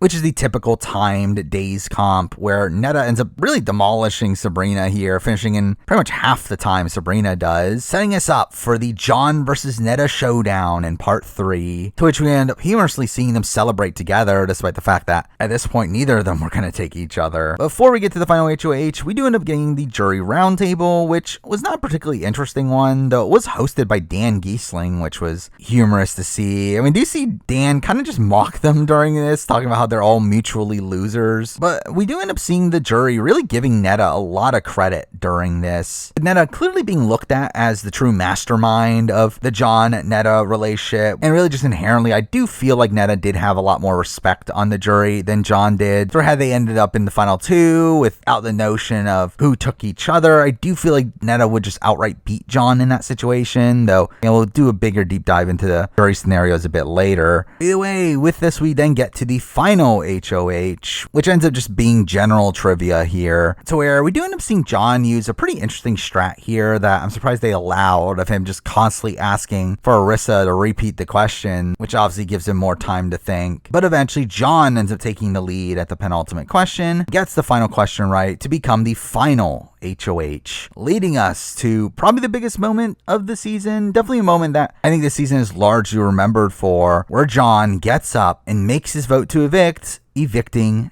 Netta, to where we see the shock instantly from the crowd, seeing Netta's sister look devastated. We see Netta smirking in this moment, clearly being blindsided by it. And again, this is an all-time great moment. I mean, this is essentially the equivalent of a showmance cutting the other in the final 3. I mean, obviously they weren't technically a showmance, so they were, though, weren't they? But again, this is very reminiscent of Drew cutting Diane in Big Brother 5. But again, it's a situation where this really just came out of left field, where, again, at least in that situation, the choice was between Diane and Cowboy. Again, Cowboy also the closest ally of Drew. This is a situation where it's Netta or Sabrina. Sabrina, someone John doesn't have as much of an attachment to, and really just in general is a more cutthroat move here. Now, obviously, Netta would have done the exact same thing to him, and again, I think that's kind of what makes this really interesting, as I mentioned before, where we have seen a lot of Netta's perspective throughout all this. We've seen Netta constantly talk about cutting John at the end from much earlier, while here, John eventually voting out Netta does largely come off as a blindside, with the setup only coming up a lot more recently. And again, we hadn't seen a lot of this from a feed's perspective, to where I remember at the time just seeing the fact that John ended up cutting Netta at the end was just mind-blowing. And again, very much feels reminiscent of even the previous season, where you get the shock final 3 vote of Gary voting out Emmett at the final 3. But again, this one's more impactful, where again, in that situation, Emmett would have won anyway. anyway, while here this is literally stripping the money away from Neda. And while there is a better final 3 vote off down the road in BB Can, much further down the road, this one still stands out as one of the best moments in BB Can history for me, where again, a lot of the season's storyline was based around John and Neda and how closely they work together, and for that to all lead to John cutting Neda at the end is a pretty insane outcome to that story. But anyway, with that, we obviously lose Neda here, who, again, my respect for her game has definitely gone up after this rewatch. Well, there's a couple points where I definitely don't necessarily agree with Neda's strategic thinking. She by far does play the most optimally throughout this season. I mean, she is the person that really just ends up running a lot of the game from the jury phase on, and while again, she is a bit out of the loop earlier on in the game, I feel like she still comes off as the more rational mind within the minority there, and still obviously plays a factor into why the Sloppy Seconds group ends up forming to begin with. Now, again, I do think at the end of the day, I think probably John was more integral into building these relationships with the likes of Arlie and Adele that fully got that group together. But again, once that group is formed, Neda really does take the game by the reins and, again, manipulates John to getting rid of Arlie, leads the charge in getting rid of Allison, and John in a spot where he's forced to get rid of Adele. And even then comes into a final 3 situation where, again, she assumed that everyone was going to take her, but even then, taking John out of it, Sabrina was still going to take her to where she would have easily won against Sabrina. And also, even in a situation where John had taken Neda to the end, she would have beaten them anyway. So again, a very impressive game, one where she was very strategically dominant for the back half of the game. But I do think in terms of perception, how she was received by the audience, I do think it's a bit interesting how she was portrayed here, to where, again, on this season, she was adored by the public. While she was not as popular as John, she still was very popular, to the point where, like, when she does return for BB Can 5, she wins the fan vote at the very beginning of the season. I mean, Neda was a very popular player here, one that was looked at as one of the better players to ever play the game and not win. But again, it's funny that she's portrayed this way and comes out of this with a really positive experience when she mostly just acts the same on BB Can 5 and gets obviously much frostier reception there. Where a lot of the things that she was criticized for in BB Can 5 that made the public hate her on that season, she was also doing on this season. Yet people didn't have that much of an issue with it on this season, as she was doing it to people that, again, people didn't like. Again, it does really show this double standard and showing how much one's position in the game and also how they're edited ends up affecting public reception to a person. But Neda ends up having a really interesting run on this season that I do think perfectly culminates in her overestimating her relationship with John and her being blindsided at the very end. That ends up being one of the more notable storylines in all BB Can. But either way, with that, we're now here at the final 2, where with that, the jury ends up finally coming out, which for some reason we're wasting time on asking them their thoughts on having Canada there as a juror, which again was boring. But obviously we get the reveal that Neda was voted out, and we instantly see disappointment across Arlie's face. Though we do get a funny little moment of her telling them that John was the one that voted her out, and Arlie instantly saying, of course it was. But again, they don't even try to hide the fact that John's going to win at this point, with Adele saying that John just took home the gold and Arlie saying that John is looking pretty good right now. But I guess this is where we should break down the overall jury philosophy of this season, though, where obviously Sabrina had no shot. There was no way Sabrina was going to win this game. And really, Sabrina was even supposed to get a vote, where coming in to the final 2, it was supposed to be a unanimous vote for both John and Neda, where it had been agreed upon that if Sabrina got to the end, she would get no votes, though obviously Rochelle ends up later handing her a sympathy vote anyway. So again, John had the game 1 at this point. Neda would have had the game 1 if she had one final HOH. I think the interesting prospect would have been what would have happened if we obviously got a John and Neda final 2. Something that, again, wasn't realistically ever going to happen. Neither of them are going to take each other to the end, though we have heard from the jury that it actually would have been a situation where the person who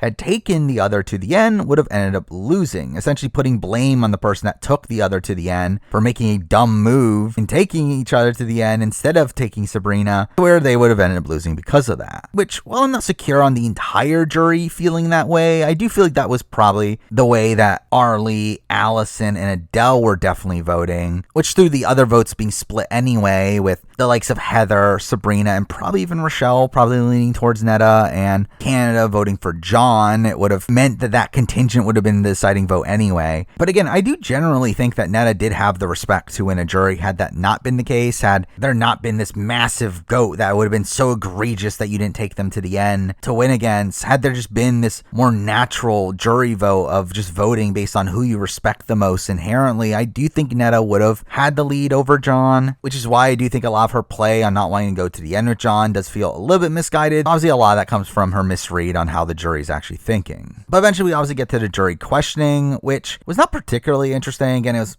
obvious John was going to win, but really neither of them end up performing that well here. I mean, Sabrina really just ends up stumbling over her words and doesn't really say anything of note, while John gives some pretty suboptimal answers here. And when Arlie asks him who benefited the most from taking Arlie out of the game, John ends up saying himself and Netta, only to then say that taking you out made my road a lot harder, which it's like, so it's not you then, is it? Well, also, we have a very notable question from Netta here, where she openly asks him, outside of taking me out of the game, what is a move that you made solely based on your own decision and not mine? Something that John can't even properly answer, with him literally just saying, every move that I made, saying that I'm the one to evict Arlie, Adele, Heather, and you, again, explicitly saying you after she said don't mention me, while also saying these other moves that are clearly just not true, where, again, Netta manipulated him into getting Arlie and Adele out. Adele in particular, by the time Adele went home, he didn't even want him to be out. So again, all these were pretty suboptimal answers to me, and the final speeches themselves were also just kind of boring, but we do get to the vote where, for the first time, we have Arissa explicitly saying, vote for who you want to win. Again, you are voting for who you want to win. Obviously, a annual tradition at this point due to what happened with Topaz the previous year. But we do get some notable comments while voting here. One that's really funny here from Arlie, that this always ends up being a notable moment for me, of him just yelling, you were a beast in this game. You did what had to be done. Clean sweep. Obviously with, again, him assuming that John's going to win unanimously here, as agreed upon, only for us to then cut to Rochelle voting to where she says pinky sworn, obviously alluding to the fact that she's voting for Sabrina, to which we see Arlie in the background, audibly shocked, as obviously he looks like a bit of an idiot now. But either way, we have Adele obviously saying Walla bro and wake up Canada, because that's Adele for you. While we also have Netta saying that she's voting for the person that played the best / my game. Now, before the votes are read, we obviously get the checkup with the evicted house guests, to which we do get a very awkward moment of Andrew and Paul talking about how they've reconciled, and Andrew trying really hard to be chummy with Paul, but Paul still being a bit frosty, only to eventually relent and say that he's a good guy. We also get a really awkward moment of Andrew and Allison getting to see each other for the first time, to which she clearly doesn't care that much. That was weird. Also, throughout all this, Nate and Scott are there, who the entire jury phase of the game don't know about, which is also kind of funny. So we got a lot of weird stuff there, but eventually we get to the vote reveal, where Canada obviously votes for John alongside literally everyone else except for Rochelle. Again,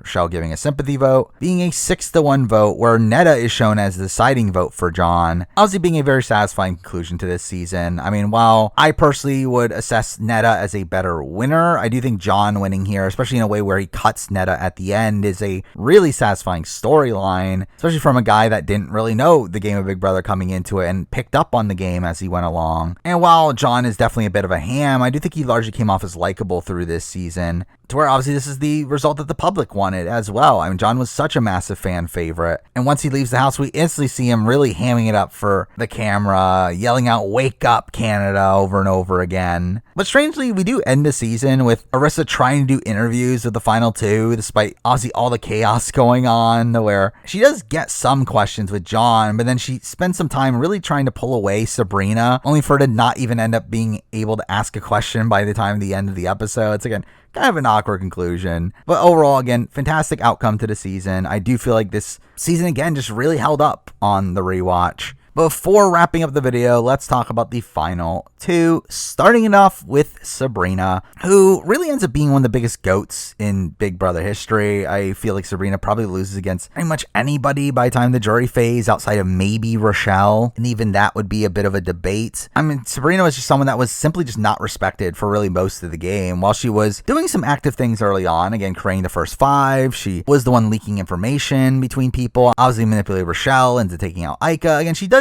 do some good stuff early on, but even within that, she was never really respected, where we constantly get talks about how much people just don't really like her. And by the end, again, it really felt like she was just kind of being dragged along by Netta to be her GOAT, only for her to end up being the GOAT for John instead. But despite that, I mean, Sabrina is an all-time great BB Can personality, though. I think her many breakdowns across this season were really riveting TV. I mean, her rant about good TV is still one of my favorite moments in all of BB Can. So again, she's a fantastic character, but one that in gameplay-wise, it never really felt like a realistic possibility of her actually winning the season. But finally, let's talk about the winner here in John. Who, again, I think is a very satisfying winner to the season. I think from a pure storyline standpoint, I think his win is one that leaves the season on a pretty happy note. I do respect him for cutting Netta at the very end, him starting to pick up the game. I will say, again, I do think my opinion of his winning game probably went down on the rewatch here, where I think there's a lot of points in the game where he's just playing pretty sloppily. To be fair, some of that due to his lack of game knowledge coming into it, but there are definitely points where he does overextend a bit and gets himself into trouble. I mean, again, coming into week 5, he was the number 1 target for the first 5 and was probably the person most directly saved by Canada being the HOH that week. He also, again, constantly makes moves that are kind of against his best interest, moves that are more so in Netta's best interest than his, cutting allies way before he really had to, and putting him in this position where he essentially needed to win out at the very end. And while he does, I do think my overall opinion of his game has definitely gone down, not necessarily to a massive degree to where I think he's probably still around the same that I would have had him on my previous winner ranking. But it's definitely a game where, like, I used to give John and Netta almost equal credit for their games, where I would give Netta a slight edge simply due to the fact that she didn't need to win out. But I think at this point, I really don't. I do think Netta just by far played a better game than John, though John was obviously aware enough to recognize that he needed to cut Netta at the end, which is definitely good on him. And again, from a character standpoint, he's also great TV. Again, he's one that is, again, a ham. He does very much know how to play into what Canada wants, and openly was saying "Wake up Canada" and "Hundo" to have these catchphrases for him to brand himself. Again, he knew what he was doing while there, but he still is a fun personality. He's definitely a very rootable presence while in there. And someone that, in general, is just great TV. Someone that I'm a bit surprised we never got to see him play again. Obviously, BB Can, in general, doesn't really bring back people that often. And there was never really an opportunity to bring back winners on BB Can. Though, considering how popular John was at the time, it is pretty shocking that we haven't seen John play for a second time, as he always seemed pretty open to it. And obviously, he does come back at points for like little cameos here and there, but never actually gets the full opportunity to play again in a position where, again, I think he could be a very deadly player if he were to play again. I think now, with more life experience, more knowledge of the game, I think John could potentially show himself to be one of the best players BB Can's ever had. With him obviously doing very well physically, winning comps despite the fact that he was injured at a point, him being very good socially, having great bonds with most of the house, while also really picking up the game. To where, again, I think now with him actually knowing the game a lot better, and I think he could become one of the most well-rounded players BB Can's ever seen. Obviously, at this point, that's something we haven't been able to test yet, but with that, I mean, those are my thoughts on the entirety of BB Can 2. Again, a season that I remembered loving at the time, it feeling like this massive improvement upon season 1 in every single way, being a really consistent season with a strong cast, some notable storylines, and on the rewatch here, that opinion really just stood, if not even possibly grown, to where this rewatch definitely made me reappreciate this season, realize just how fun the season is. Possibly moving it up a bit on my season ranking, which, I mean, we'll later talk about. But obviously just an incredible season through and through. Now moving forward, again, I do intend next year on continuing on with this, doing a retrospective for BB Can 3. Also, you can expect a BB Can 2 player ranking at some point down the road, as in tradition with these. Also, we obviously have BB Can 12, which I'll obviously cover that as well, alongside some other BB Can videos to go alongside my plan here to redo videos 5 years after I initially did them, to where I will be redoing my BB Can season and winner rankings at some point. So stay tuned for those down the road. Well, that's pretty much everything I have to say about Big Brother Canada 2. Thank you for watching.